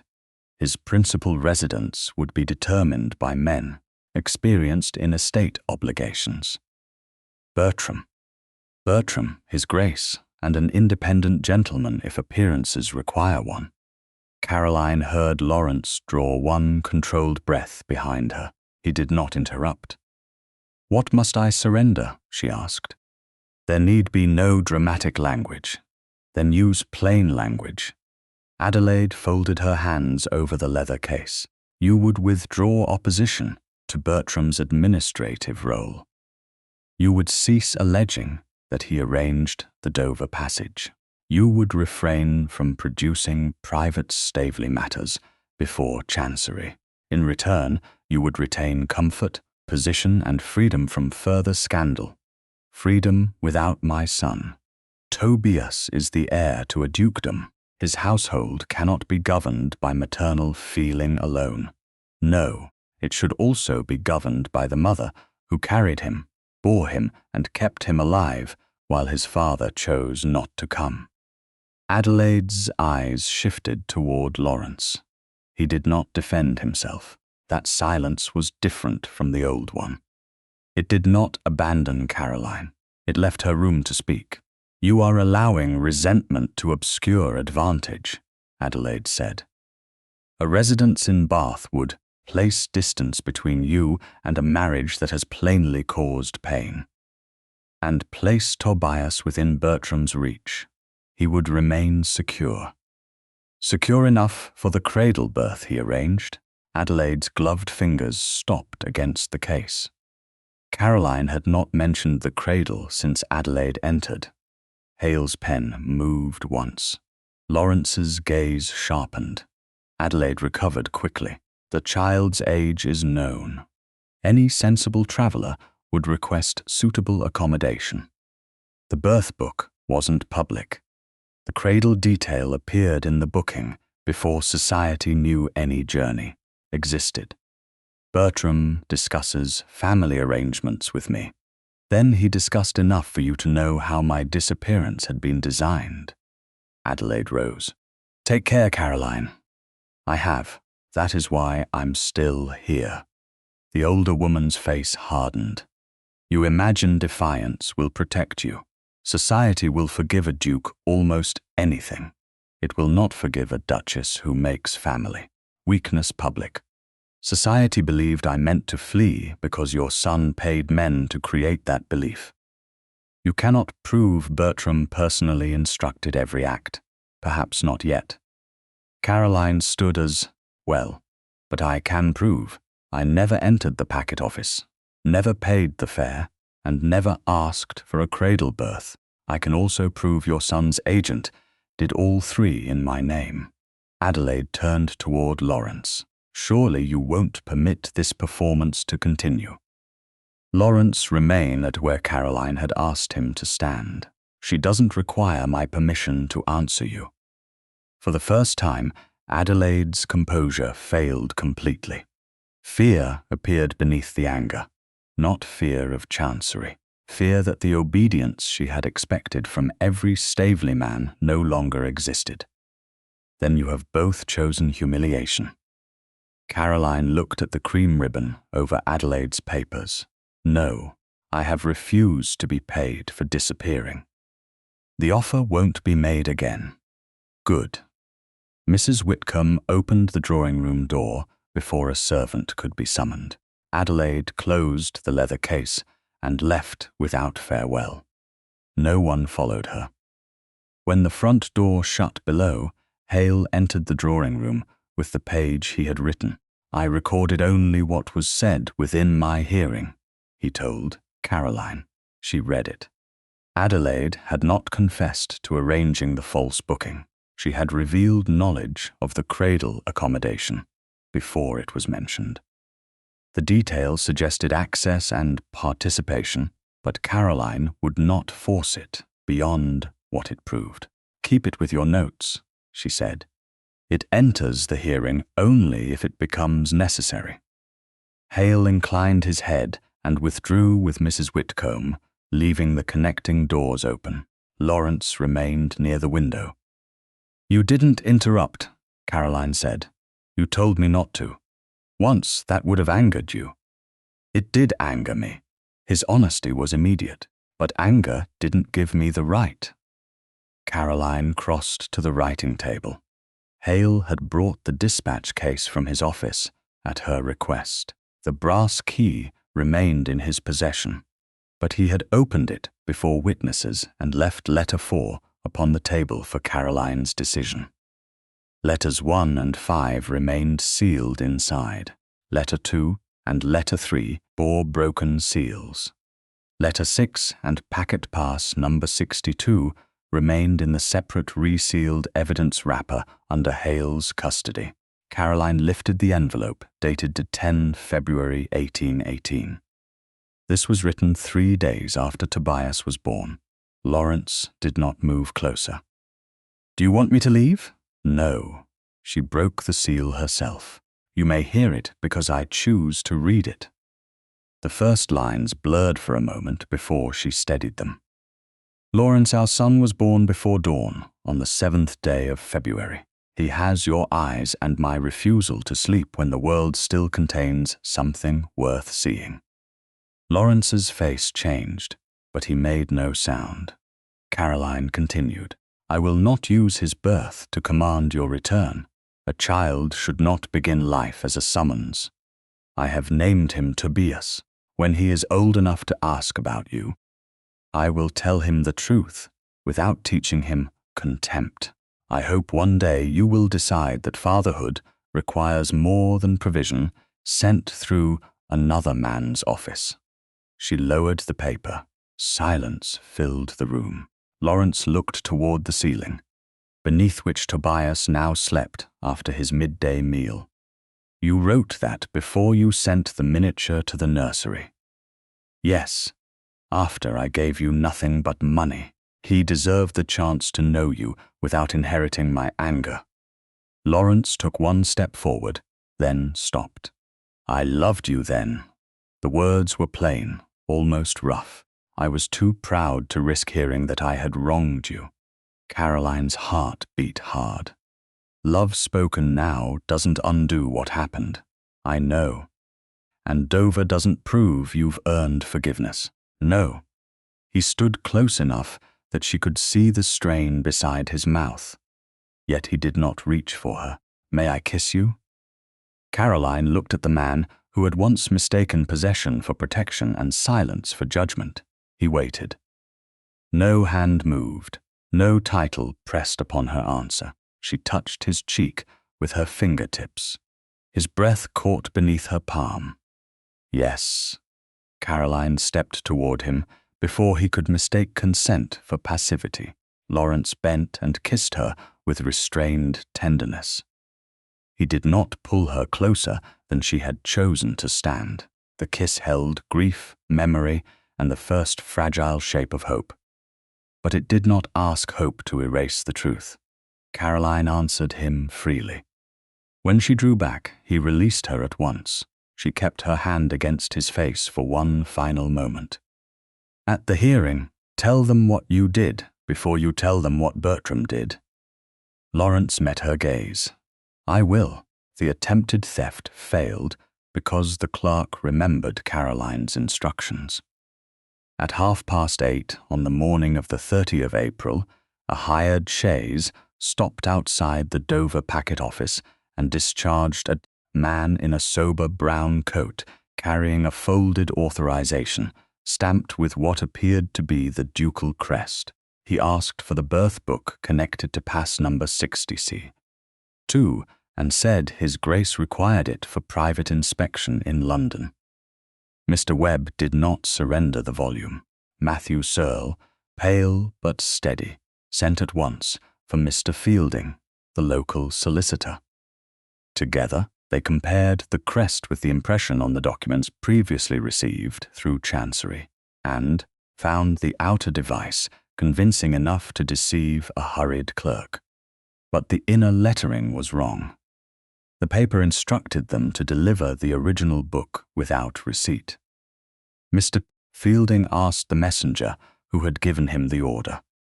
The man first said a gentleman from London, then named Thomas Vale, when told the office would refer the paper to the magistrates. By noon, the false authorization had been sealed, witnessed, and placed with a recorded courier bound for Josiah Hale.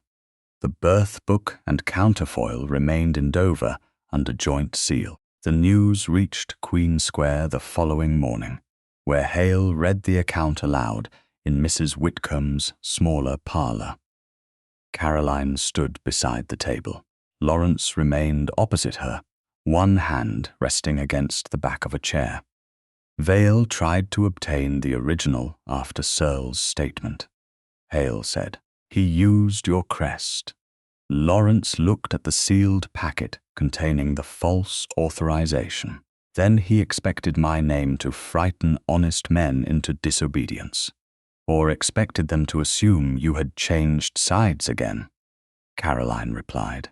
The words were not cruel. That made them more difficult to evade. Laurence met her gaze. They had reason to believe I might. Hale opened a second file. There is more. His Grace ordered an examination of those estate office records lawfully under his authority.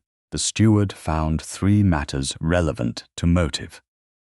He set out certified extracts rather than the originals.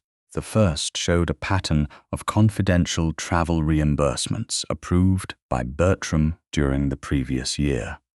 The second was a private promissory note bearing Bertram's signature, due on the 15th of May. The sum was large enough to ruin a gentleman without sufficient income, though not large enough to threaten the dukedom. The third was a draft schedule for the proposed administration of Caroline's maternal settlement. It granted the administrator an annual fee and authority to approve expenses connected to the child. Caroline read the figures twice. He needed the appointment before this note came due. It appears so, Hale said. The debt proves pressure, not fraud. The fee schedule proves interest, not that he ordered the booking. Together, they explain why control of the settlement mattered to him. Laurence's expression became colder with each page. He used my estate office to conceal the reimbursements. He used authority you had allowed him to exercise, Caroline said. Laurence did not resist the distinction. Yes, Tobias sat near Mrs. Whitcomb's chair with Ruth, turning the silver miniature face down and then upright again. At the sound of Laurence's voice, he looked toward him and said, "Pa." Laurence's eyes softened, but he made no move to cross the room. Caroline had not invited him nearer. Hale gathered the papers into 3 groups. We will not burden the hearing with every repeated detail. The matter can be shown in 3 lines. First, the allegation against Her Grace. Second, the commercial trail from the false name to Vale and Bertram's office. Third, the witnesses and the attempt to interfere with the original records. "And my statement," Laurence said. Hale looked at him. "Yes, if you still intend to make it." "I do." Caroline watched him. The kiss they had shared had not altered the requirement she placed upon him. He would speak of his own conduct before using Bertram's conduct as a shield. Hale placed a prepared declaration on the table. Laurence read it in silence. Then he took up the pen. The first paragraph stated that he had retained 6 letters from his wife. Without opening them, the second admitted that he had never met Tobias before the Chancery, sitting on the 12th of April, though he had known of the child's birth and had provided maintenance through his office. The third stated that he had accepted Bertram's account without first seeking Caroline's answer. The fourth acknowledged that he had authorized public quotation from Letter 3, after Caroline had permitted it to be opened privately, but before he had obtained her consent to its use. Laurence paused over that sentence. Caroline did not speak. He looked at her.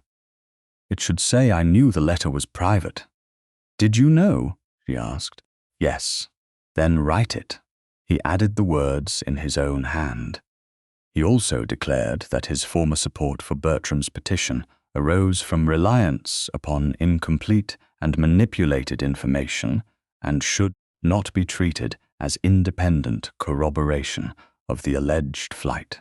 At the end, he stated that any consequence to his authority or reputation should follow from his choices, not be transferred to Caroline. He signed before Hale, Mrs. Whitcomb, and a second solicitor summoned as witness. No one praised him. The act mattered because it cost him, not because it deserved applause. Caroline then gave final instructions regarding the letters. Letters 1, 4, and 5 remained sealed. Letter 2 remained private. Letter 3 could be referred to only to establish Laurence's unauthorized disclosure, not read again for its intimate contents. Letter 6, its envelope, and packet pass number 62 remained in the separate evidence wrapper. Hale opened the dispatch case, removed that wrapper from the locked inner compartment, and placed it in a distinct hearing bundle. He recorded the transfer. The 5 personal letters and faded green ribbon remained in the case under his custody. The brass key remained with him. On the 3rd of May, Westminster Hall seemed to contain every whisper London had produced during the previous 3 weeks. Caroline arrived without Tobias. He remained at Queen Square with Ruth and Mrs. Whitcomb beyond the reach of curious eyes. Hale carried the hearing bundles. Laurence entered separately, wearing black, without Bertram's company or any Staveley relation at his side. Bertram stood near his counsel beneath the high stone arches. Lady Adelaide watched from a bench reserved for interested parties, her face composed beneath a dark bonnet. Caroline saw the moment Bertram noticed the sworn statement in Hale's hand. His gaze moved to Laurence, searching for reassurance. Laurence gave none. They waited outside the chamber while a clerk completed the preceding matter. Voices echoed from distant passages. Counsel crossed the hall with bundles tied in red tape. Caroline's hands were cold despite her gloves. Laurence stood 1 pace away. He did not speak of victory or promise that the court would repair what had happened. He turned his hand upward between them, offering the choice without expectation. Caroline looked at it. This hand had once closed a dispatch case over her unread words. It had since surrendered the key, signed the truth, and learned to stop before taking what had not been offered. She placed her gloved hand in his. Laurence's fingers closed gently around it. Neither withdrew when Bertram looked toward them. The clerk opened the chamber door. The matter concerning Tobias Staveley, Marquess of Darrington. Caroline kept hold of Laurence's hand until they crossed the threshold. Then she released him and walked to her place under her own power. Laurence spoke before Bertram's counsel could arrange the evidence into a defense. He rose at the long table beneath the gaze of the master in Chancery, the clerks, the solicitors, and the observers who had come to watch House Staveley divide itself in public. Caroline sat beside Josiah Hale, with her hands resting upon her lap. The dark leather dispatch case remained closed at Hale's feet, holding 5 personal letters and the faded green ribbon. Letter 6, its opened envelope, and packet pass number 62 lay separately in the sealed hearing bundle before him. Every object was where it had been recorded. Nothing depended upon memory alone. Laurence unfolded his sworn statement. Bertram stared at him as though rank, blood, and habit must still compel obedience. Laurence did not look back. "Before any allegation against my cousin is examined," he said, "the court should know what I did."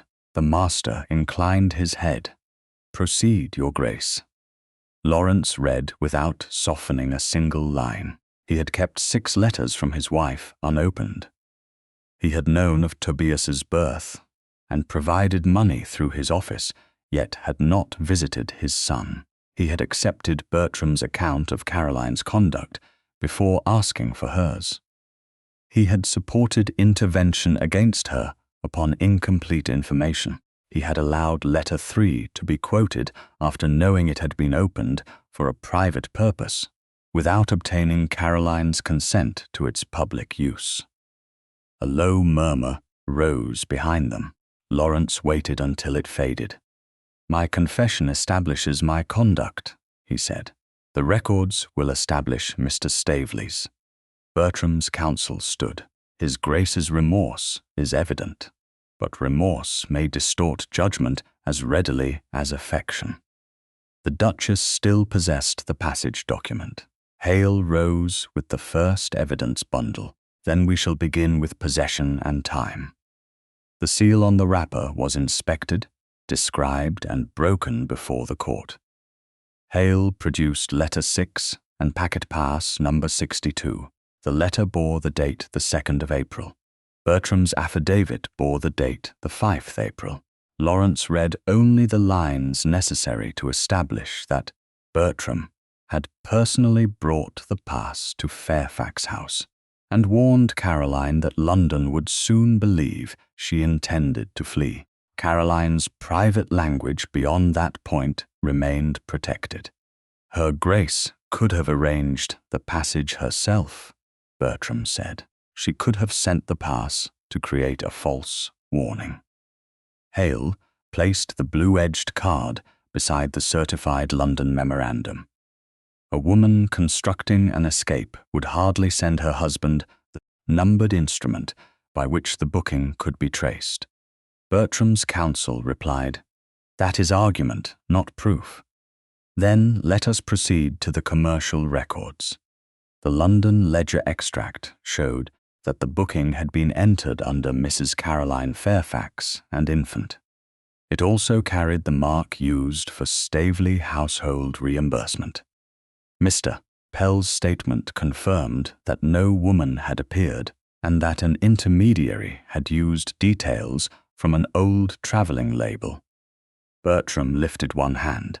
Many servants knew the household mark. Then one of them may have acted without my knowledge. Hale produced the certified Dover entries. The birth book and bound counterfoil both matched pass number 62. Matthew Searle's sworn statement was read. He had never seen Caroline before she entered the packet office with Hale. No veiled woman had come. Thomas Vale had paid the fare, supplied the false name, arranged the cradle accommodation, and ordered Searle to remember a passenger who had never existed. Bertram's face tightened. Searle is a dishonest clerk protecting his employment. His dishonesty was admitted, Caroline said. The master looked toward her. Your grace will be heard shortly. She inclined her head. Hale continued. Searle had received 2 guineas and been threatened with exposure of an earlier office violation. His statement did not stand alone. The payment notation corresponded with the confidential Staveley travel reimbursements. The old travelling cards had been obtained from Fairfax House by a man claiming to act for Bertram. Mrs. Barstow's statement confirmed access, but did not claim knowledge beyond what she had seen. Bertram turned toward his counsel. Vale exceeded his instructions. The words came too quickly. Hale let the silence after them lengthen. Then the court may wish to consider what Mr. Vale did after the Dover records were secured. The false ducal authorization was opened under its own seal. Mr. Fielding's statement established that a messenger had attempted to obtain the original birth book with a forged impression of Laurence crest. When challenged, the messenger had named Thomas Vale as the source of his instruction. The originals remained at Dover under joint seal because Mr. Webb and Searle had refused to surrender them. Bertram's counsel said, again, Vale may have acted to protect his employer without receiving a specific order. Hale laid out the certified estate extracts. Bertram had repeatedly approved confidential travel reimbursements. His promissory note would fall due on the 15th of May. The proposed trustee schedule granted him an annual fee and authority over expenditures from Caroline's maternal settlement. Debt is not fraud, Bertram said. No, Hale replied. It is motive, the booking, the witness, the payment trail, and the attempted interference establish conduct. Lady Adelaide rose from the observer's bench before counsel could restrain her. Everything Bertram did was intended to protect the heir. Caroline looked at her, including the cradle birth. Adelaide's face changed, only slightly, but enough. The master turned toward her. Lady Adelaide, did you know that such accommodation had been entered? The child's age was commonly known. The question concerns the booking, not the child's age. Adelaide drew herself upright. My son discussed family precautions with me. Before or after the passage was created? Hale asked. I will not be examined by a solicitor as though I were a servant. Then you may resume your seat, the master said. She did, but the damage remained. Her knowledge did not prove she had ordered the fraud. It proved that the fiction had lived within Bertram's circle before Caroline's supposed journey became public. At last, the master turned to Caroline. She rose without touching the table. I left Norchester House, she said. I wrote in anger. I refused to place my mother's settlement beneath Mr. Staveley's control. None of those acts placed me in a packet office. I did not buy the passage. I did not instruct Thomas Vale. I did not ask Matthew Searle to remember me. Her voice remained calm. When Mr. Staveley brought the pass to Fairfax House, I kept it. I sent it to my husband. When the allegation was made, I agreed to remain within reach of the court. I went to Dover openly, preserved the records, and allowed the evidence to be examined. I also refused to surrender every private letter merely because one had been misused. I ask that my conduct be judged by what I did, not by what another man arranged beneath my name. No one murmured when she sat. The master reviewed the papers for several minutes. Then he gave his direction. Bertram would not be permitted to serve as trustee, guardian, or administrator under the maternal settlement. An independent trustee would be appointed under Chancery supervision, with Caroline's approval required. Before the appointment was completed, Tobias would continue to reside with Caroline while the broader inquiry proceeded. Laurence remained the child's legal father, but the undertakings already entered would be expanded. He would not alter Tobias's residence, remove him from the jurisdiction, or make arrangements concerning travel, maintenance, or household without written notice to Caroline and proper consultation. The false affidavit, payments, and attempted interference with the Dover records would be referred for further examination. No immediate criminal judgment was pronounced. Bertram had not yet been tried for an offence. He had, however, lost every position from which he could govern Caroline or Tobias. Laurence rose once more. There is also the matter of offices held at my pleasure. Bertram looked at him then. Laurence, you will address me as your grace. The room went still. Mr. Bertram Staveley is removed from every estate office of House Staveley, effective today. His discretionary allowance is suspended. He will not enter Norchester House, Foxbridge Park, Fairfax House, or any residence occupied by Tobias without written permission from her grace. Adelaide stood again. You cannot cast your own blood aside to satisfy public emotion. Laurence looked at her. I am removing authority from those who abused it. Your title and lawful income remain yours. Access to my household does not. Caroline did not smile. Justice did not require delight in another person's fall. It required the end of their power to repeat the harm. Outside Westminster Hall, the crowd divided around them. Hale went ahead with the evidence bundles. Laurence stopped beneath the shadow of the great stone arch and did not reach for Caroline. I have something to say, he said. Then say it. I love you. The words were quiet, but no room, petition, or title stood between them now. I loved you badly when I believed love excused authority. I love you now enough to accept the life you choose, even if it doesn't include me. Caroline looked at the man who had finally used public power first against his own failure. I love you too, she said, his breath caught, but I won't return to silence. I won't live at Norchester House as though this hearing repaired everything. I won't ask you to. Fairfax House is mine to choose. Yes, you may call there, formally. You may learn Tobias without claiming him from me. You may learn me again if you're willing to listen when the answer displeases you. Laurence's eyes shone, though his voice remained steady. I am willing. Caroline crossed the final pace between them and placed her arms around him. He held her only after she had begun the embrace, his hands settling gently at her back. Around them, Westminster continued in stone, paper, footsteps, and law. Caroline rested against him for one unguarded moment, not because justice had erased grief, but because he had finally stopped asking grief to excuse him. When she stepped away, he released her. Tomorrow, she said. You may come to Fairfax House tomorrow. Laurence inclined his head.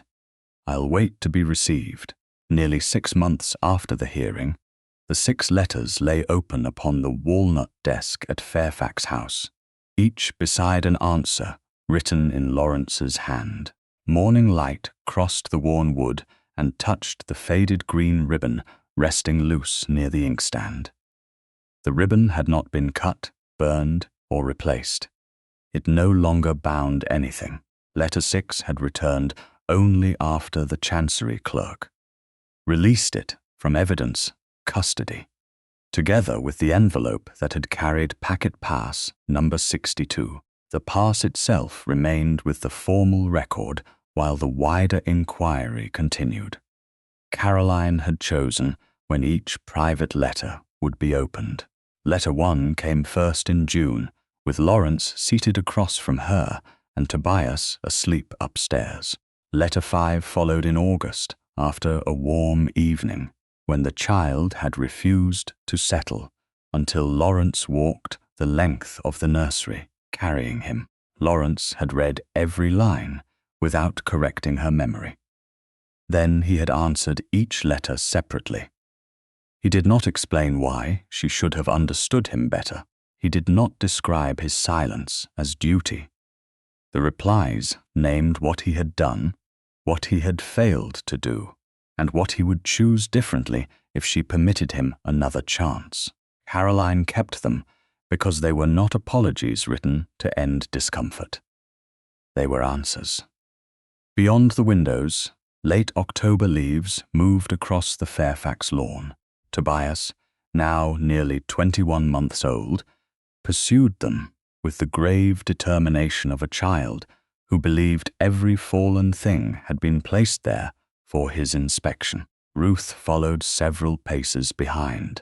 Laurence stood near the terrace steps, holding the silver-framed miniature, while Tobias demanded it back with one hand and pointed at the living face before him with the other.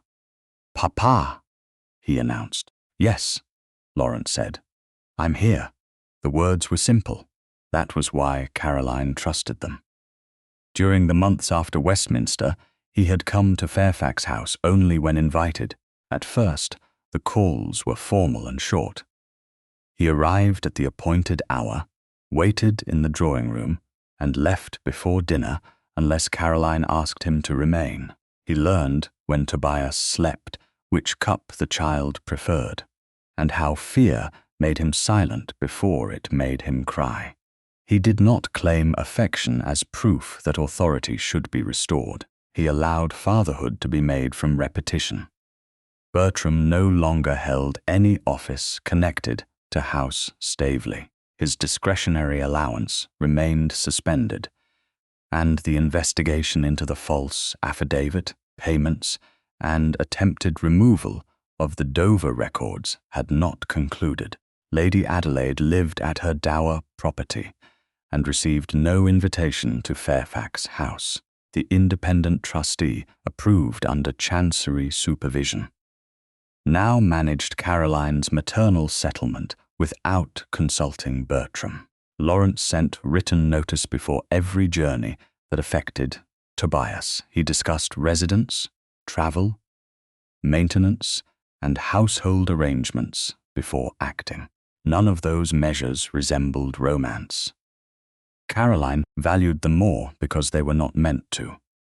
Trust had returned through conduct too ordinary for society to applaud. It lived in letters answered, doors knocked upon, and decisions left unfinished until she had spoken. Laurence continued to maintain rooms at Norchester House. At Fairfax House, he occupied a chamber in the west wing, only on nights when late weather or Tobias's illness made departure imprudent. Caroline's room remained her own. Their marriage had not been repaired by the hearing, nor by the kiss they had shared at Queen Square, nor by the declaration beneath the arches of Westminster. It had been rebuilt in smaller moments. Once, while discussing a winter visit to Foxbridge Park, Laurence had begun to say that the arrangements were already made. He stopped, dismissed the waiting secretary, and asked Caroline what she preferred. Another evening, she had told him that his silence during disagreement still made her fear. He was closing a door she could not open. He had answered, "Then I'll tell you when I need time, and I'll tell you when I'm coming back." He had done so ever since. Caroline looked down at letter 3. Its pages no longer seemed to belong to the chamber where strangers had heard them. Laurence's reply lay beside it. "I had no right to make your pain useful," he had written. "I will never again call exposure protection." She traced no finger over the words. She did not need the gesture. They had become visible in the life beyond the desk. A burst of laughter came from the terrace. Tobias had recovered the miniature and was holding it against Laurence's cheek. The painted face and the living one no longer matched perfectly. The man in the portrait had not yet learned how much a person could lose while believing himself in control. The man on the terrace waited for his son to finish comparing them. Ruth brought Tobias inside, before the wind grew colder. The child entered the writing room, carrying something more carefully than he had carried the miniature. It was a sealed envelope. Caroline recognized Laurence's hand upon it. "Mama," Tobias said, placing the letter on her knee. Then he pointed toward the open doorway. Laurence stood beyond the threshold. He did not enter. "Did Papa give you this?" Caroline asked. Tobias nodded with great seriousness. "Papa, right." Laurence's mouth curved. "That's nearly a sentence." "It is certainly a command," Caroline said. Tobias climbed against her skirts while she examined the envelope. There was no crest pressed into the wax, only her name. "You wrote from the next room?" she asked. "I did." "Why?" "Because some questions deserve an answer that can't be mistaken for courtesy." Caroline broke the seal at once. Laurence saw her do it. Something changed in his face, not triumph, but the quiet recognition of a promise fulfilled in reverse. The letter contained only one page. Caroline read silently. Laurence wrote that Parliament would soon adjourn, and that Foxbridge required no immediate visit from him. Norchester House would remain staffed. He had no duty requiring him to leave Richmond through the winter. He wished to stay at Fairfax House, not as a duke asserting access to his heir, and not as a husband assuming his place had been restored. He asked whether Caroline wanted him there. The final line read, "I do not ask where duty permits me to stay. I ask where you wish me to be."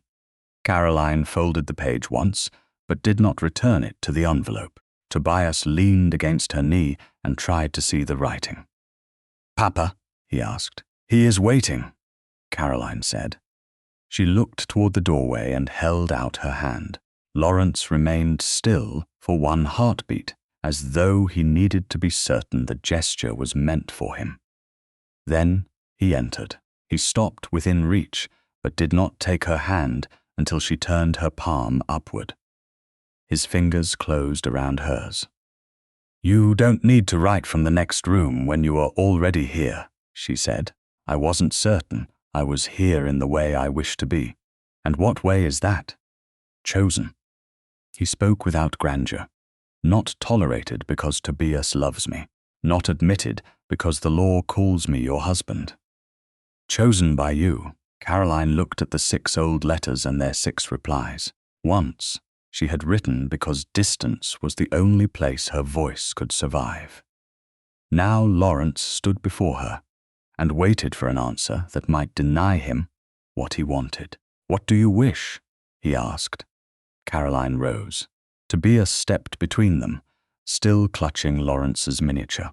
She placed the 7th letter beside the other 6. "Stay," she said, "and listen." Relief moved through Laurence with such force that he closed his eyes. When he opened them, Caroline touched his face. Then she drew him down and kissed him. The kiss was not careful because she doubted him. It was tender because she no longer needed caution to protect her choice. Laurence answered without taking more than she offered. His hand rested at her waist only after she moved closer. When they parted, Tobias pushed himself between them and wrapped both arms around Laurence's leg. "Papa, stay," he declared. Laurence laughed, the sound warm and unfamiliar enough that Caroline wanted to hear it again. He lifted Tobias, then looked at her before extending his free arm. Caroline stepped into it. The 3 of them stood together beside the walnut desk, while wind moved through the late leaves beyond the glass. "I love you," Laurence said. Caroline rested one hand over his heart. "I love you too." Tobias pressed the miniature against Laurence's coat and repeated, "Love, Papa." Laurence kissed his son's hair. Caroline looked toward the desk. 6 old letters lay beside 6 answered ones. The 7th remained open where she had placed it. Between them rested the faded green ribbon, its ends loose, preserving nothing through silence. Laurence followed her gaze. "Will you read the last line aloud?" he asked. Caroline smiled. Then she read it, and he listened.